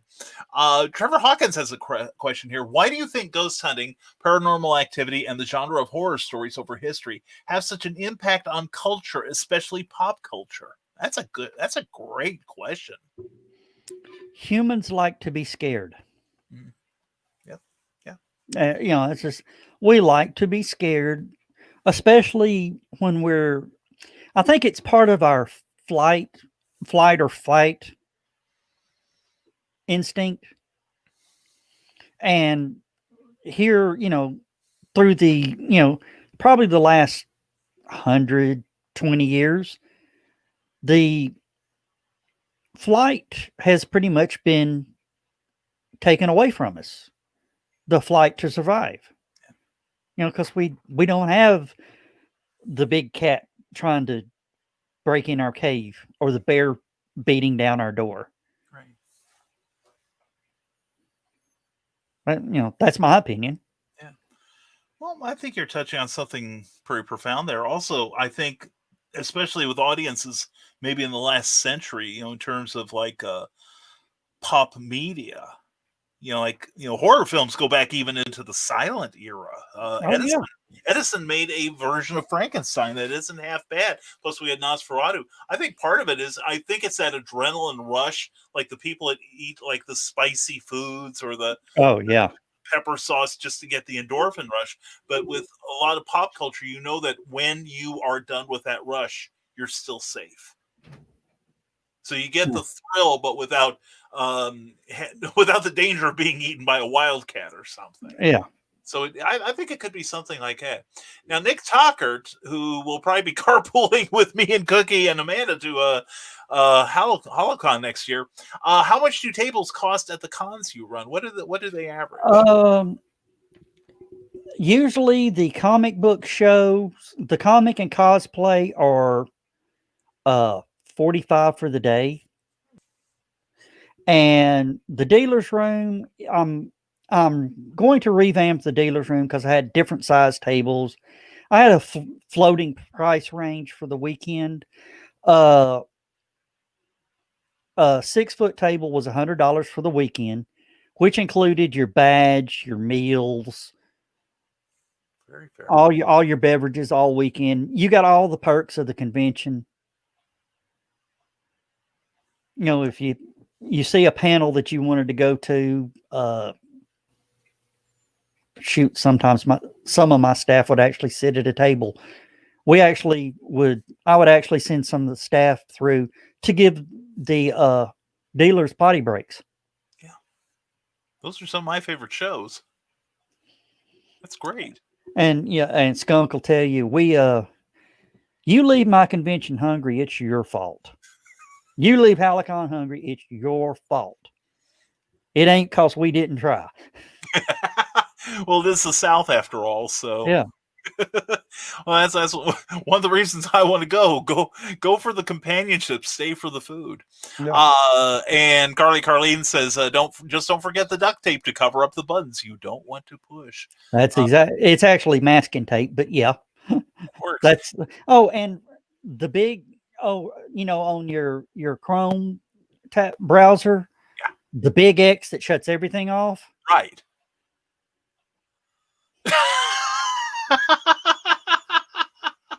I haven't had much of a problem with that so far, fortunately. So I've made other fresh mistakes. So Well, like right now, I've got 1, 2, 3, 4, 5, 6, 7, 8 tabs open oh, and is not that paying attention to any of them. yes, same with me. And I've got probably twice that many. I was watching a lot of YouTube videos Yeah.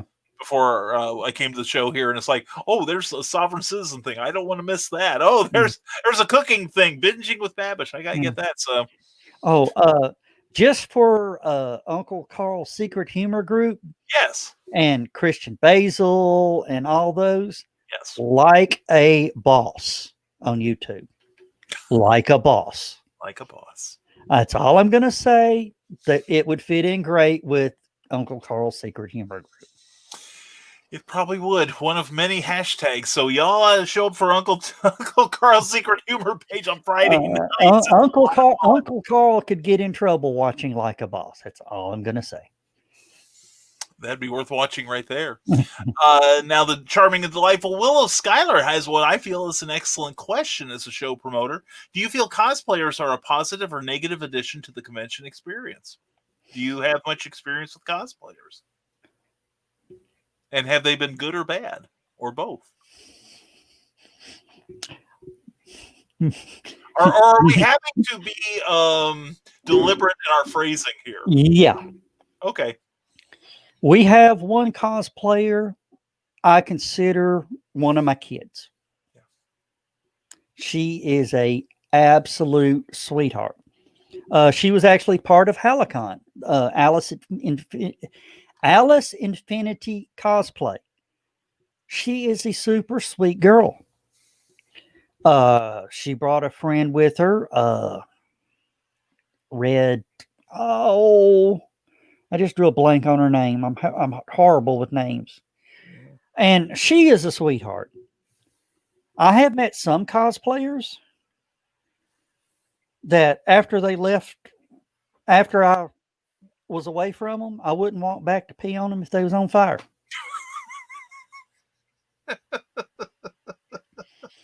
I mean, there are some out there that think that you're supposed to know who they are. And I'm going to tell you, I'm not going to pay $25, $30 for an 8x10 picture of you that you signed. And if I don't know who the hell you are.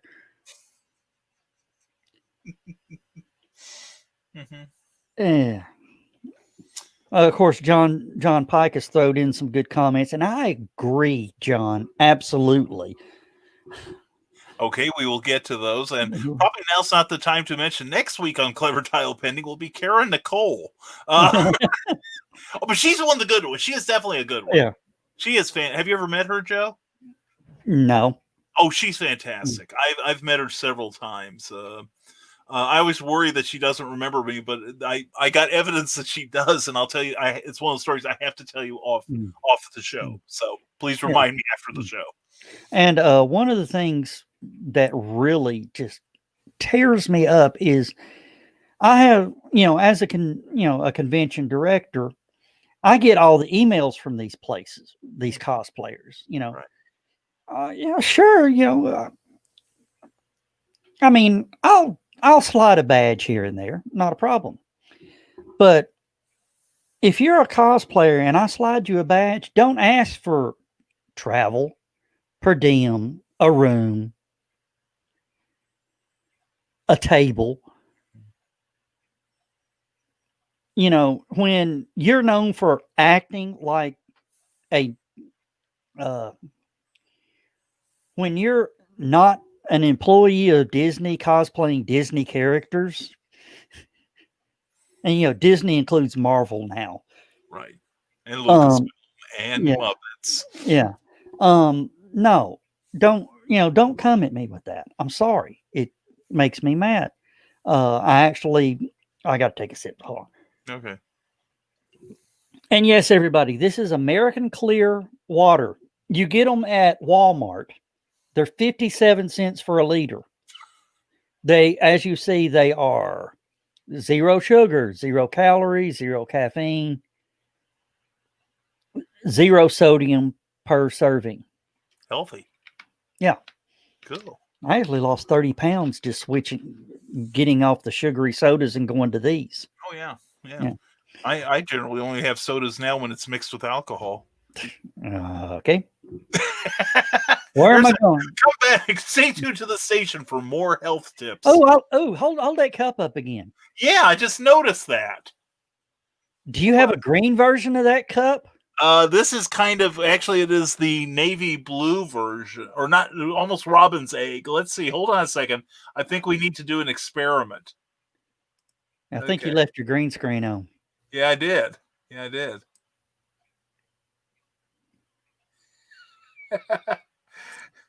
How's that? Yeah. Or actually, here's my travel. This is how I save money on the traveling TARDIS thing. Yeah. Okay. And where was I going? You were talking about cosplayers who think they are all that, but may not be. Now, and then everyone, some of them do. Oh, yeah. Yaya Han or Kara Nicole. Yeah. And they got their costumes in the Spirit Halloween. Yeah. There's this one guy locally. Okay. Who bills himself as Iron Man for hire. Okay. He goes to birthday parties and, people, this guy charges, parents $70, $80, $100 to come to their kid's birthday party as Iron Man. Okay. That's a slight violation of copyright and trademarks. But we were at a show, another comic book show, and my son is a big, huge Iron Man fan. So I walked up and I thought, oh, cool. I pulled out my, phone real quick, take a picture. He has flashlights. I mean, the tactical flashlight in his palm. Like X-Files level flashlight. Yeah. Yeah. Like Iron Man would actually have. Yeah. He saw me going to take a picture and he holds it up and, blinds my camera. Right. I said, hey, I can't see. He goes, I charge to take my picture. Mm-hmm. I said, and he pointed down to the sign. I said, well, if you wouldn't be standing in front of your sign saying you charge or have any other thing, notification, it would have been nice. He goes, well, you're not taking my picture unless you pay me. Okay. Right. I said something about ducks and universities as I walked away. Yeah. And went back and sat down at my Halicon table. Mm-hmm. Needless to say, you think I'm a calm guy? Piss me off. Yeah. Because I then sat at my table and took a picture of him and posted it on Facebook with the story. Oh, ouch. Well, about 30 minutes later, I had gone, when I go to these shows, I'm always out schmoozing, Right. Fishing for vendors and guests. And, right. Yeah. Sure. This guy comes up and walks up and tells my wife, he says, I think I pissed off your husband and I'm real sorry. Here's some stuff for your grandson.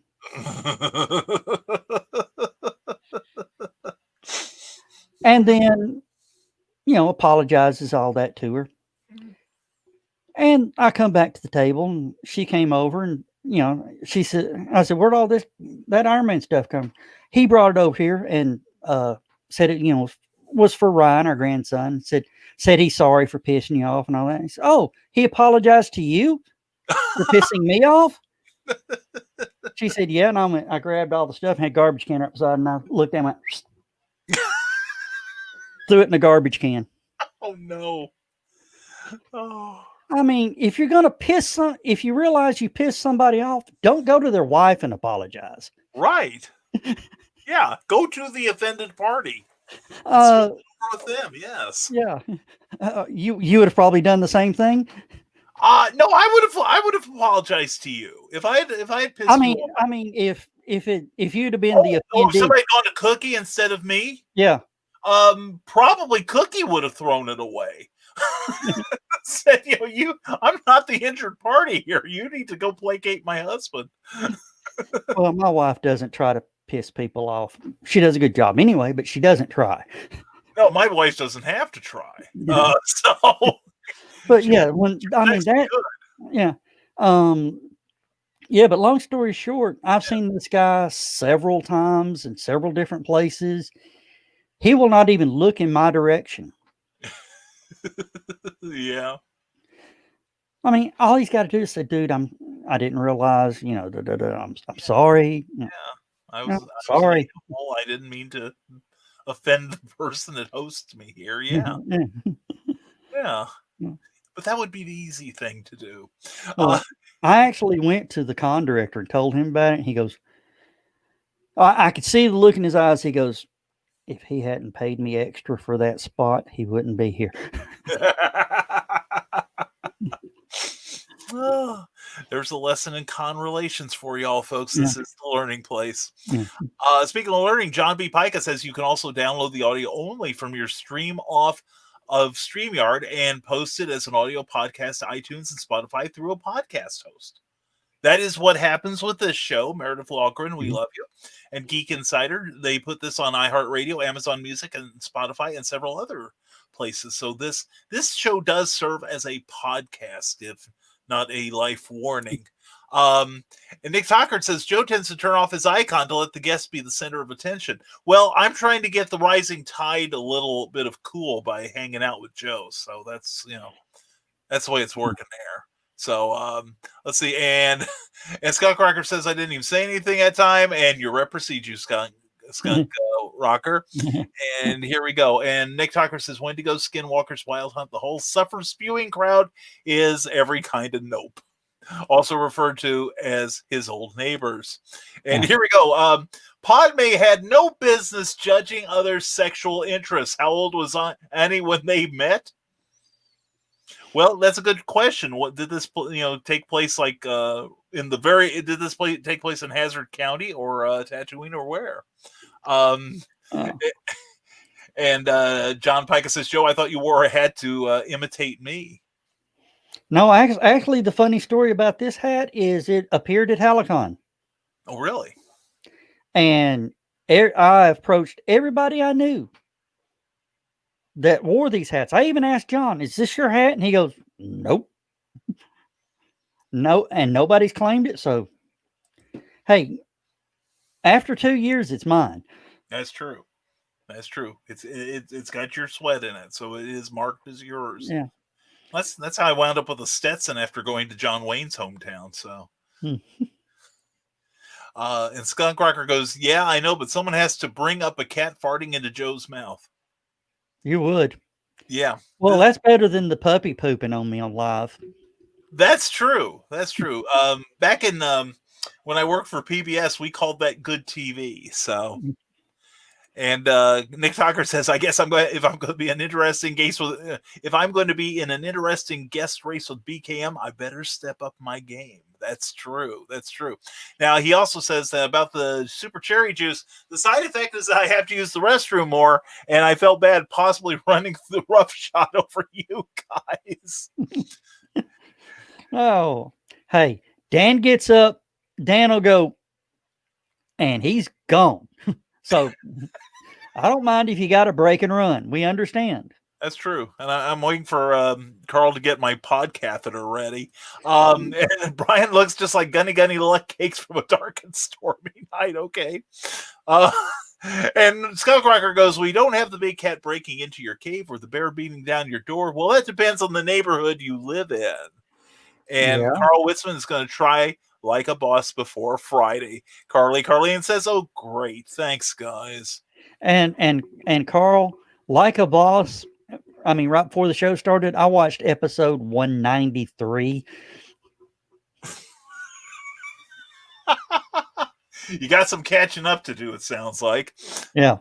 Now, here's John B. Pica not winning any cosplayer friends. Cosplayers generally bring nothing of value to a con other than the tickets they buy. They are not a draw. And he has a cosplay group. Keep that in mind as he says that. Yeah. And Molly, we will be here during. It's definitely gonna have to watch this again off work. And the hubby took me to Denny's. Oh my goodness! And there we go. And Skunk Rocker says 0 caffeine. What's the point? Amen. And Cindy Kemp has returned. And Molly Daniels says, "Cool mug, Brian. Thank you." Available at in 4 different colors. And that's even cooler, I would say, than mine. The Superman one there. Because I am a Kryptonian fan. But anyway, this is available through my merch shop. If you're watching on Facebook, it's in the information above. If you're watching on YouTube, where you should be, it's in the information below. How many color mugs are in the merch shop? Just 4. blue? 4. There's 2 shades of blue, a white and a green. So yeah. Well, the green, I like that green. If it's that green, that would be awesome. I think it is actually. So now, what you ought to say is if it's not that green, that's an exclusive green only to you. That's right. I get it as the creator. Actually, it's Cookies, and I stole it from her. Mm-hmm. And let's see. Nick, step up his game. Is the universe ready for that? Carly doesn't think so. And I get more people visit my table when I was cosplaying. Yeah, she does a great 4th Doctor. And she has other characters too. And let's see. And she has a few hats because they're cool. And with that, we have actually caught up with the comments. Wow. Yeah. It helps if you skip a lot of them. So yeah. I'm learning, Joe. I am learning. So, so tell everyone about Stupid O'Clock. Tell everyone about Stupid O'Clock. Why they must be listening to that show. One, you never know what we're going to talk about because usually at the start of the show, we don't either. Yeah. Lewis normally starts a news story and we build off that. And, like standing around at a convention, the subject can change quickly. Yeah. And if you can't get a word in edgewise, you may, by the time you get your turn comes around, your point's moot. Yeah. So you got to be quick on the draw. Yeah. Yeah. I remember when I was a guest on it, and I was very patiently sitting around waiting because I'm thinking I have a comment, and the subject just trying to follow the subject line is enough to make you break into a sweat, like you've been having a workout or something. It is. Yeah, and so I'm just in there just enjoying the conversation. I think finally everybody, Brian, do you have anything to say? And I'm like, no, I'm just digging the show. So yeah, I mean, you got to get your word. Now, usually when we have a guest, I try to do the first hour with the guest, like we had the screen pulled up earlier, our panel off to the side, and you as the main guest, and we let you tell your wares, tell your story, sell your wares. Mm-hmm. And then the last hour is a free for all. Sometimes the guest goes, I think I better head on, and some of them go, yeah, I'll hang around. And usually those guests, yeah, I'll hang around. They end up on the after show. Right. And like Nick, he's become a semi-regular panelist. That's true. He has, which is very cool. He's a lot of fun to watch as he's seizing your show. So yeah. Carl Witzman wants to know, is Like a Boss a compilation of stupid stunts and such? He wants to make sure he gets the right one. Yes, and then there's always a rather attractive person as the thumbnail, and as you get through, you get to see several rather attractive persons. Reason enough to go for me. Yeah. Molly Daniels is looking for a good costume to wear at cons or no costume at all. Well, hopefully we'll see what you come up with at non-con. That just brought up something. Okay. We went to we used to go to a convention. It is now defunct. It was called Timegate down in Atlanta. Uh-huh. and then became Wholanta, a Doctor Who convention. And I just had, just a hodgepodge of stuff on. And somebody looked at me being real, you could tell they were sort of being snooty. Well, who are you supposed to be? I said, don't you know? I'm the 36th Doctor.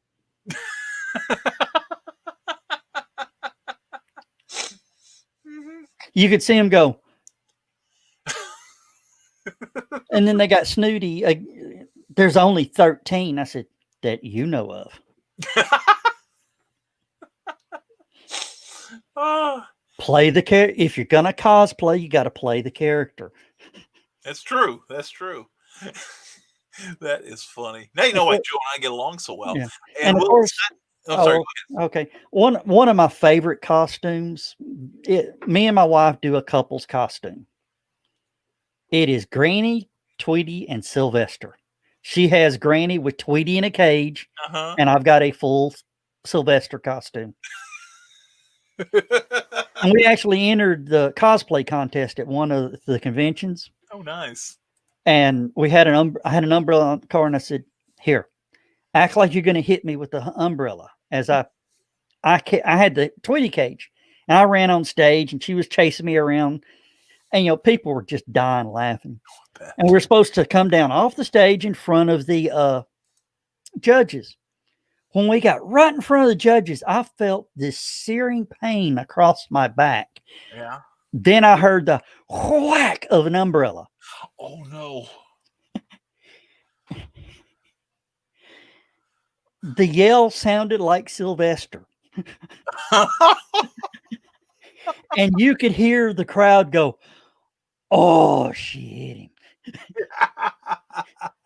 And I knew some of the other guests that were there that were actually former guests at Halicon.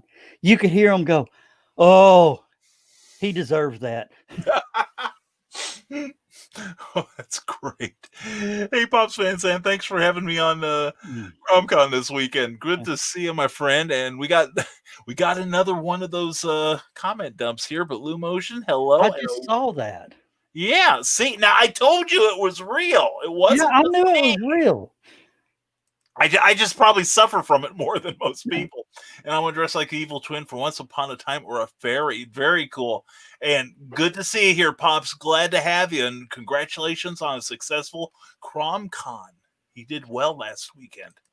Oh, and I got a great idea. It's a great fundraiser for your conventions. Yeah. A pie to the face. Mm-hmm. Con director taking a pie to the face. Mm-hmm. We raised almost $800 in less than 20 minutes. Wow. Which probably speaks to your reputation with your friends, too. Yeah. Anyway, your popularity was saved. Needless to say, and John B. Pica was there. Yeah. The splatter from the pie went 30 feet behind me. Wow. That's motivation. Yeah. That's a motivated user right there. It was my wife. Oh, that explains everything. I thought B Skunk would put in about $750 of his own money. And and there we go. Pops Van Zant, next CromCon 11, he'll take a pie to the face. And they're doing some cosplay talk there. And CromCon about the Barbarian character by Gardner Fox. No, afraid not. You have to talk to Pops Van Zant about it. And oh my God, that pie. And I'd let someone do it live. There we go. Maybe we can get one of your grandkids to do it. So, no, that's funny. That is so funny. But that's the thing about you, Joe. You've got so many irons in the fire, and have had so many irons. Like, convention guy. Now pioneering the electronics field with Holocon, virtual Holocon, and with your broadcasts and all your other enterprises. It's fascinating to listen to you, man. It's really and John actually threw another comment in about the pie. Okay, we let's see. Oh, I thought you broke your nose. Hey, Honestly, if it had not been for the graham cracker crust, it would have. I think that just stopped the bleeding. Because I was blowing graham cracker crust out of my nose for days. Thank you for sharing that. Wow. Yeah, I bet. Yeah, me and Joe have a lot in common. Now, Pops Van Zandt says CROM is an acronym for Comic Related Madness, the best kept secret on Facebook. And reason why is I have a CromCon novel in escrow. Okay. And CROM is our little troll mascot. Join the madness. Check it out on Facebook. All right. And Cindy Cap, we got to read at least one joke. There were 2 pies in an oven.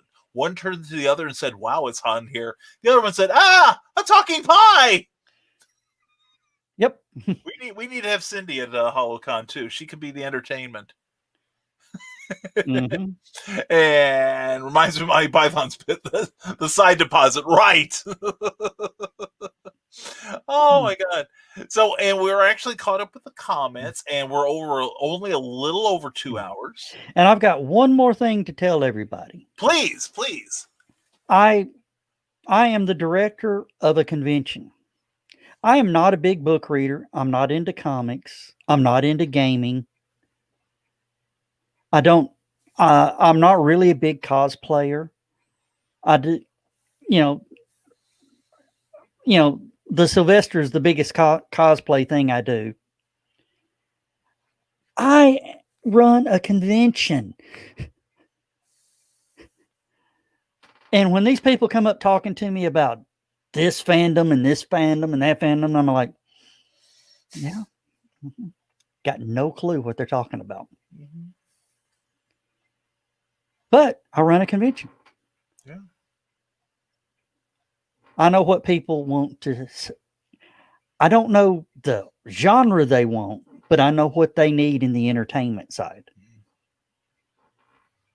And it's been fairly successful so far.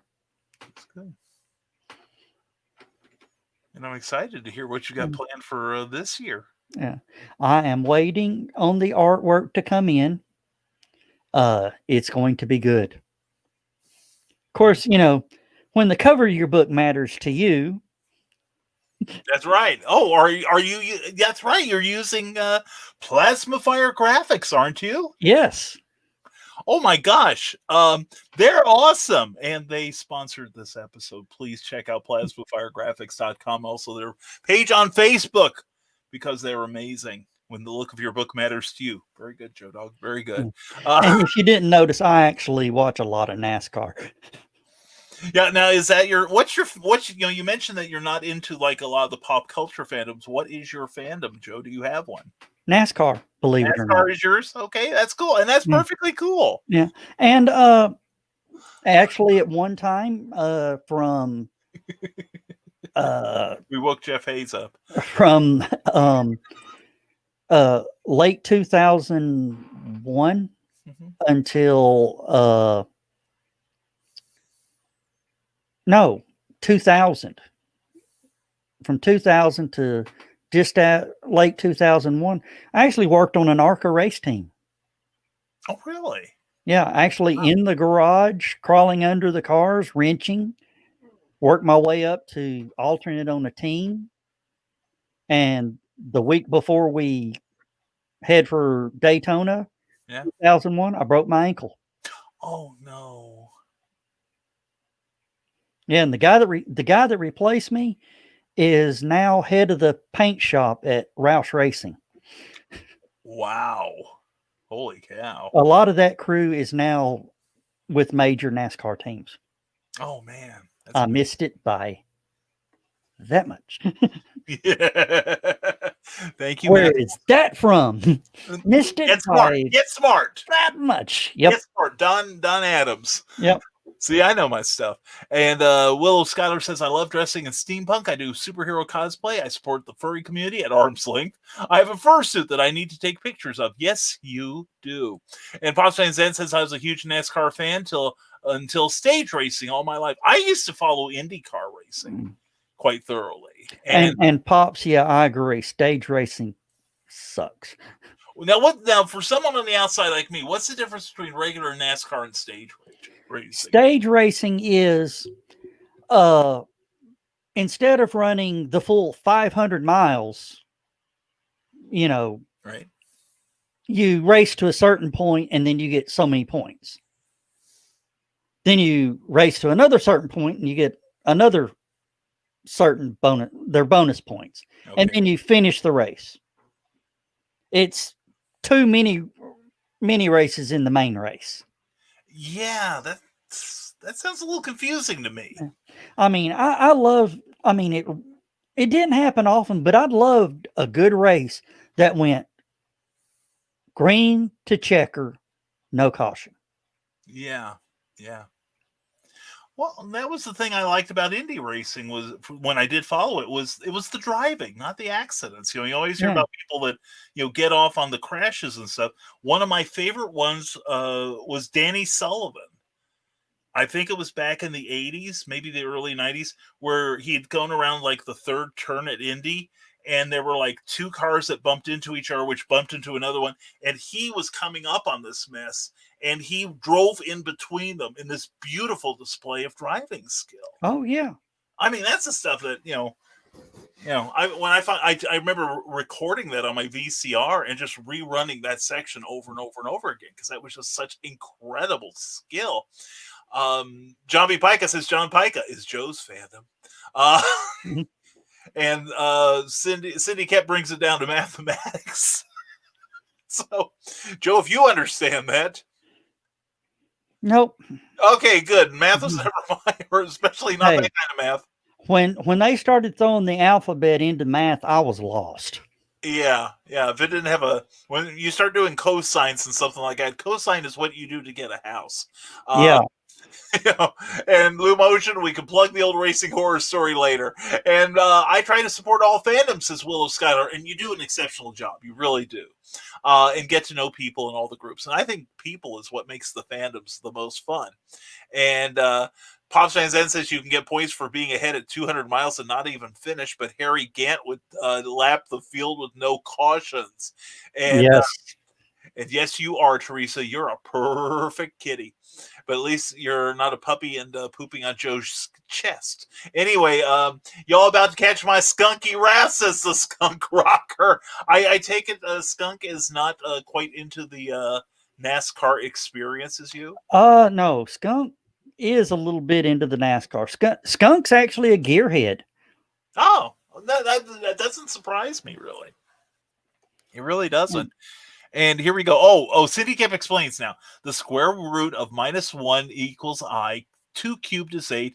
The funky E is sum, and 3.14 is pi. I ate some pie. Okay. Good night, everybody. Drive home safely. Don't forget to tip your wait staff. That's right. That was good. It was a lot of work to get there, but I like that. Skunk Rocker's like, what? And yeah, I am an old school NASCAR fan. Cale Yarborough was my first favorite driver. And Skunk Rocker says, yeah, I got a great NASCAR story. Joe, remind me to tell it on Stupid O'Clock Thursday. Write it down, Joe. Write it down. Yeah. So, and I'll tell you, one of the best and most historic NASCAR races was actually the first televised flag to flag Daytona 500. That was the one where Cale Yarborough and Donnie Allison got to beating and banging on the last lap. Right. And wrecked. Richard Petty came around to win. Oh yeah. Bobby Allison, came back around, and that's when the fight started. To hear Bobby's side of the story to hear Cale's side of the story, Bobby pulled up and said something real unnice about Cale's driving. And no, Bobby said something about Cale's driving. Cale said something not real nice about Bobby's mama. And that's when Cale Yarborough began assaulting Bobby's nose with his fist. Poor cruel man. Yeah. Oh no. And Jeff Hayes says, sorry, AJ Foyt. Yes, I'm that old. And Pop Science bouncing his face off my fist. Yeah. And Willow Schuyler says, I'm married to a car guy. We have a couple classic Mopars in our collection. Ooh. And let's see here. And Carl is related to Petty. That's pretty interesting. And Cindy Cap says, sorry, my nerdiness crept out. Nope, Cindy, your nerdiness has a home here. So let it fly. Just because neither Joe nor I are very good at math or any of that stuff. That's why I went into journalism rather than general studies in college. There was no math requirement with journalism. So anyway, but we love you, Cindy. We love you. And let's see. Oh, John B. Pica says, if you're driving a 57 Ford Fairlane at 65 miles per hour going north to south and air resistance is a thing and you throw a triangle out the window, how many tacos can you buy with Pedro's soul? That explains everything. All right. And nice, King Richard the 43rd. I got an interesting story about that. Oh, let's hear it. Richard Petty almost ran on the Republican platform for president when George Bush Jr. stepped in. I didn't realize that. Or if I had, I forgot. Do you know why? Why is that? Bush Jr. was president 43. Richard wanted to be the 43rd president. Okay, that makes perfect sense. Oh my God! But the skeletons in his closet had too much meat still hanging on the bones. That's Long story short, yeah. Yeah, he could have run today though. Yeah. The answer is always 42. That's what Pops Van Zandt and Rick Bradley have said. And awesome Carly and purple because the aliens won't wear hats. And the answer is always 42. Thank you. So on that note, Joe, you've been in Hitchhiker reference. We got it. Yeah. We got it. Thank you. You've been broadcasting. This is like your third hour today, right? Third hour today. And you're holding it pretty well. Yeah. This is third hour today. We'll do 3 hours. I'll do 4 hours Thursday, and then 3 hours again Saturday, and possibly a launch tomorrow. Oh, that's right. So, which allowed me to be here tonight. Thank you. Yeah, so we want to thank NASA and the powers that be at the space launch for delaying your broadcast so that Joe could be here tonight. Thank you, Elon. We appreciate it. Yeah, Elon, I owe you one, buddy. So get in touch. Oh, but yeah, of course, just as soon as I get this wrapped up, I'm going to spin this chair about 75 degrees that way. Okay. And watch Curse of Oak Island. And who can blame you? Who can blame you? And Jeff Hayes says, Brian and Joe, thanks for the entertaining evening. Fun show as always. See you all tomorrow on Never Mind the Furthermore. Jeff, thank you for being here, brother. Appreciate you so much, man. And I've got a few of my jokes already saved up in a little file that says bad jokes. So it's just copy and paste. I'm ready. There you go. I'm coming for Bear. You are prepared. That's where you find your quality broadcasters. Thank you, John B. Pike. A great show. Got to run. Hey, thank you for being here, man. Appreciate you being here. Thank you, Cindy Kep. Appreciate the compliment, and thank you, Carl Witzman, as always, brother. Appreciate you being here. Thank you, everyone. And I think it's about the time we're going to let JoeDog watch his TV show. Right. But before you do, I just noticed something. What was that? You've seen I've redecorated the studio a little bit. Yes, I see that. And I don't know if anyone else has noticed the thing you told me about. But in the grandfather clock, yeah, that's the reflection of my screen over there. That's SN8. Oh, really? Yeah. Huh. Wow. I just saw that. Okay. Okay, yeah, that's interesting. Okay, now, Joe, we're going to keep quiet for a second here. All right. See if anybody figures out the little Easter egg I've got running in the background. Yeah, I'm thinking so. And notice it doesn't work when I'm talking. But it does when I talk. That's because I think that's pretty cool. I think that's fantastic. And Baby Groot, okay. And thanks for hosting the adventure. Have to catch up on the rerun. Cindy Moi, thank you for being here. Oh, you redecorated. I don't like it. There's a Doctor Who reference right there. Yep. So anyway, Joe, while we got you on full screen, you know the drill. Tell the people how they can keep in touch with you and your amazing adventures, and take as much time as you need. And then please hang around so I can say goodnight to you. Okay. Yeah. My main shows are I'll just start and run through the week. Go for it. Tuesdays and Thursday at 12:05. Reason I go 12:05 is to give you time to grab your lunch and get clocked out for lunchtime at work and get me pulled up so you don't miss anything.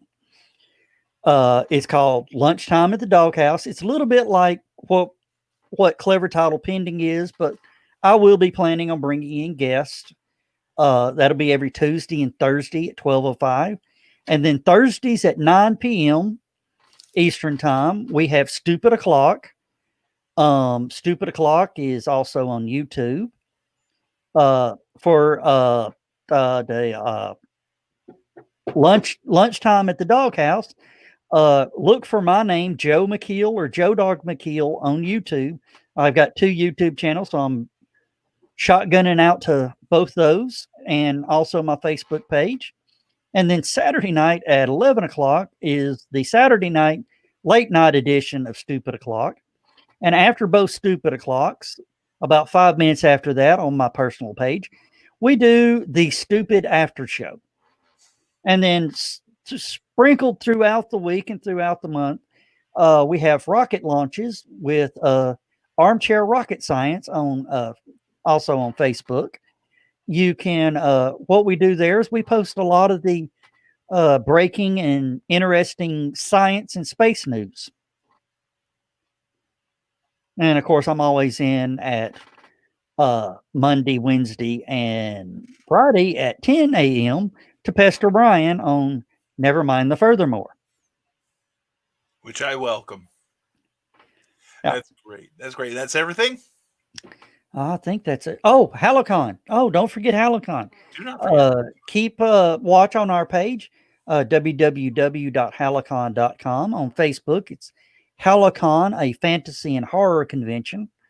We will be doing a lot of announcements there, but definitely watch the Facebook page, and we will be opening up the online registration probably on February 1st. Let me tell what Halocon what the membership brings you. Please. For one weekend, I'm always bragging about the food, we feed you all weekend. We've got great entertainment and all that. If you pre-register before October 1st, it's only $45 for the whole weekend. That's fantastic. The hotel rooms are $69 a night. Very nice. And to get to the convention area, to your hotel room, if it takes more than a minute, you stopped and talked to somebody. After October 1st, it goes up to $65. Which is still pretty reasonable. Very reasonable. For all you're getting. That is fantastic. And it's 3 meals. And I don't mean what you see meals. The nacho chips is out all the time. Nacho chips is not a meal. Our meals are hamburgers, hot dogs, sandwiches at lunch on Saturday, and then feast, which is 2 meats, probably be 3 meats this year, 4 veggies, salad, a piece of cake, and your drink. Damn, my mouth's watering right now. The thought of it. Damn, that sounds great. So anyway, we have a winner in the redecoration contest, and it's Pops Van Zandt, the lightning disc. Exactly. There you go. And Michaela saw it too. She gets a runner-up because resistance is futile. Yes, Joe also engineers Borg on the side. And Yeah. thank you, Pops Van Zandt. Appreciate it. And Skunkcracker goes, Christian, Carl, and the other troublemakers.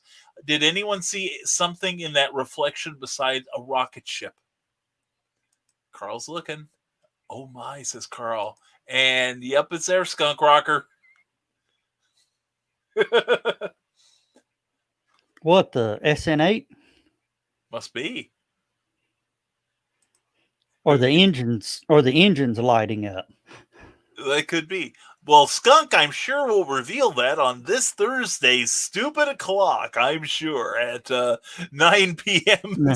Eastern, 8 p.m. Central Time. But, excuse me. But Joe, thank you for being here, man. You were fantastic. Thank you. I tried. I faked a lot of it, but I think we got it working. I've been faking it since April. I don't know how you feel, brother. So anyway, stick around, Joe, so I can say proper good night to you. All right. All right, and I'm going to take over the screen here. And again, thank you to JoeDog McKeel. Please follow Stupid O'Clock and the Armchair Rocket Science and his morning show. I wrote it down to make sure I remember lunchtime at the Doghouse, Tuesdays and Thursdays at 12:05 Eastern Time, 11:05 Central, so you can get that sandwich. See, I'm mean for, never mind the furthermore, Monday, Wednesday, Friday at 10 a.m., 9 a.m. Central, because I make you do it while you are supposed to be starting work, so because I'm a butthead like that. But anyway, thank you to Joe McKeel for showing up tonight. Fantastic listening to him, and thank you to everyone who had questions. Sorry we had to skip so many comments and questions, but that's the way it's going these days on this show. And next week we actually this if you had subscribed to my newsletter at risingtide.pub, you would find out who our guests are for the entire month of January. And I'll tell you right now, we're going to have Meredith Walgren, Lacey Lemke, and Christian Basil at various times during the month. But next week, we are joined by the one, the only Kara Nicole. If you don't know her, she's also known as the Arizona Power Girl. She looks like the character stepped out of the comic pages and became her. She is also a former politician, believe it or not. She's also a comic book creator, and right now she has a very active Kickstarter campaign for the second issue of a book called Fire Bitch that really you should check out. All kinds of great variant covers and all kinds of thank you gifts that go along with it. It's already funded, so now she's working, I should say, on stretch goals. But anyway, Kara's going to join us next week. I'm really excited about that. She's a fun lady, known her for years, and we think you'll love her too. So anyway, again, thank you all for being here. Appreciate it. Thank you very much to Plasma Fire Graphics when the look of your book matters to you, because it matters to your readers. And that's what counts. Anyway, contact Jeffrey Hayes on Facebook or at plasmafiregraphics.com. And also, if you're watching us on Facebook at the Rising Tide Publications page, please, if you've enjoyed any part of this video, give it a like. Please share.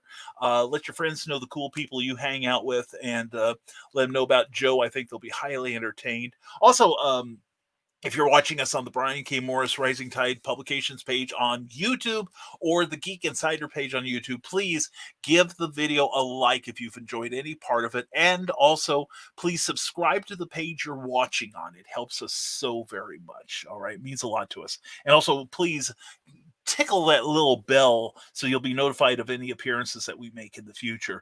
Also, please, at the Rising Tide Publications, we just sent off, like I said, our newsletter for the month of January. New one will come out February 1st. We've got motivation, education, inspiration, special videos, secret links, quotations. Hopefully you'll feel better after you read it. We try to put some good stuff in there. And don't forget, tomorrow morning at 10 a.m., we'll be having a regular show, never mind the furthermore, in the morning. We hope you'll join us for that and check in and go for it, Skunk Rocker.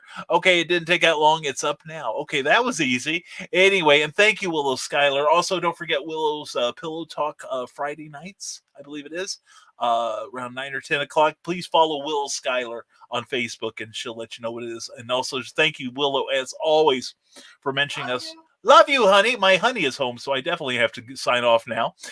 So anyway, please follow Will Schuyler and the Hanging with Webb show. She is their news mistress, and she does a fantastic job, and we appreciate her greatly. So anyway, thank you all for watching tonight. Let's get the video up that we're going to run next. And as always, folks, appreciate your being here. Thank you again to JoeDog McKeel. Check out Stupid O'Clock Thursday nights at 9 p.m. Eastern, 8 p.m. Central. And as always, folks, stay smart, stay safe, wash your hands, and don't never apologize for being awesome. Thank you very much, you awesome people, for being here on Clever Title Pending. We'll see you tomorrow, and never mind the furthermore. Have a great evening, everyone.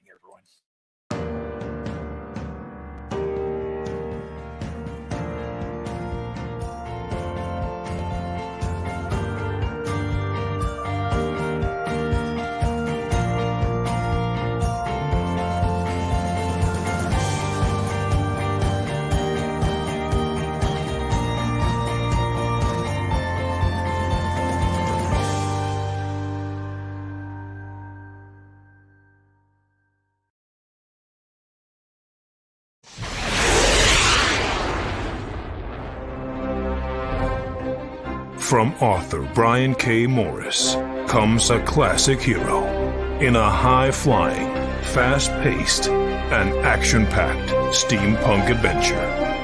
The original Skyman battles the Master of Steam with an introduction by comics icon and historian Roy Thomas. A Rising Tide, an Ace Comics publication. Available now in print or digital format on Amazon.com.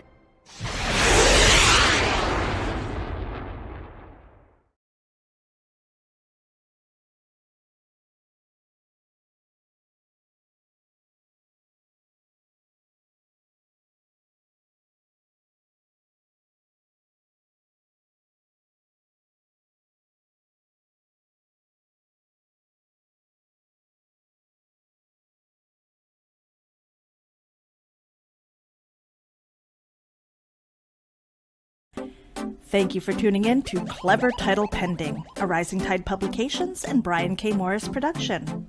A member of Comic Book Advocating Network and sponsored by GeekInsider.com.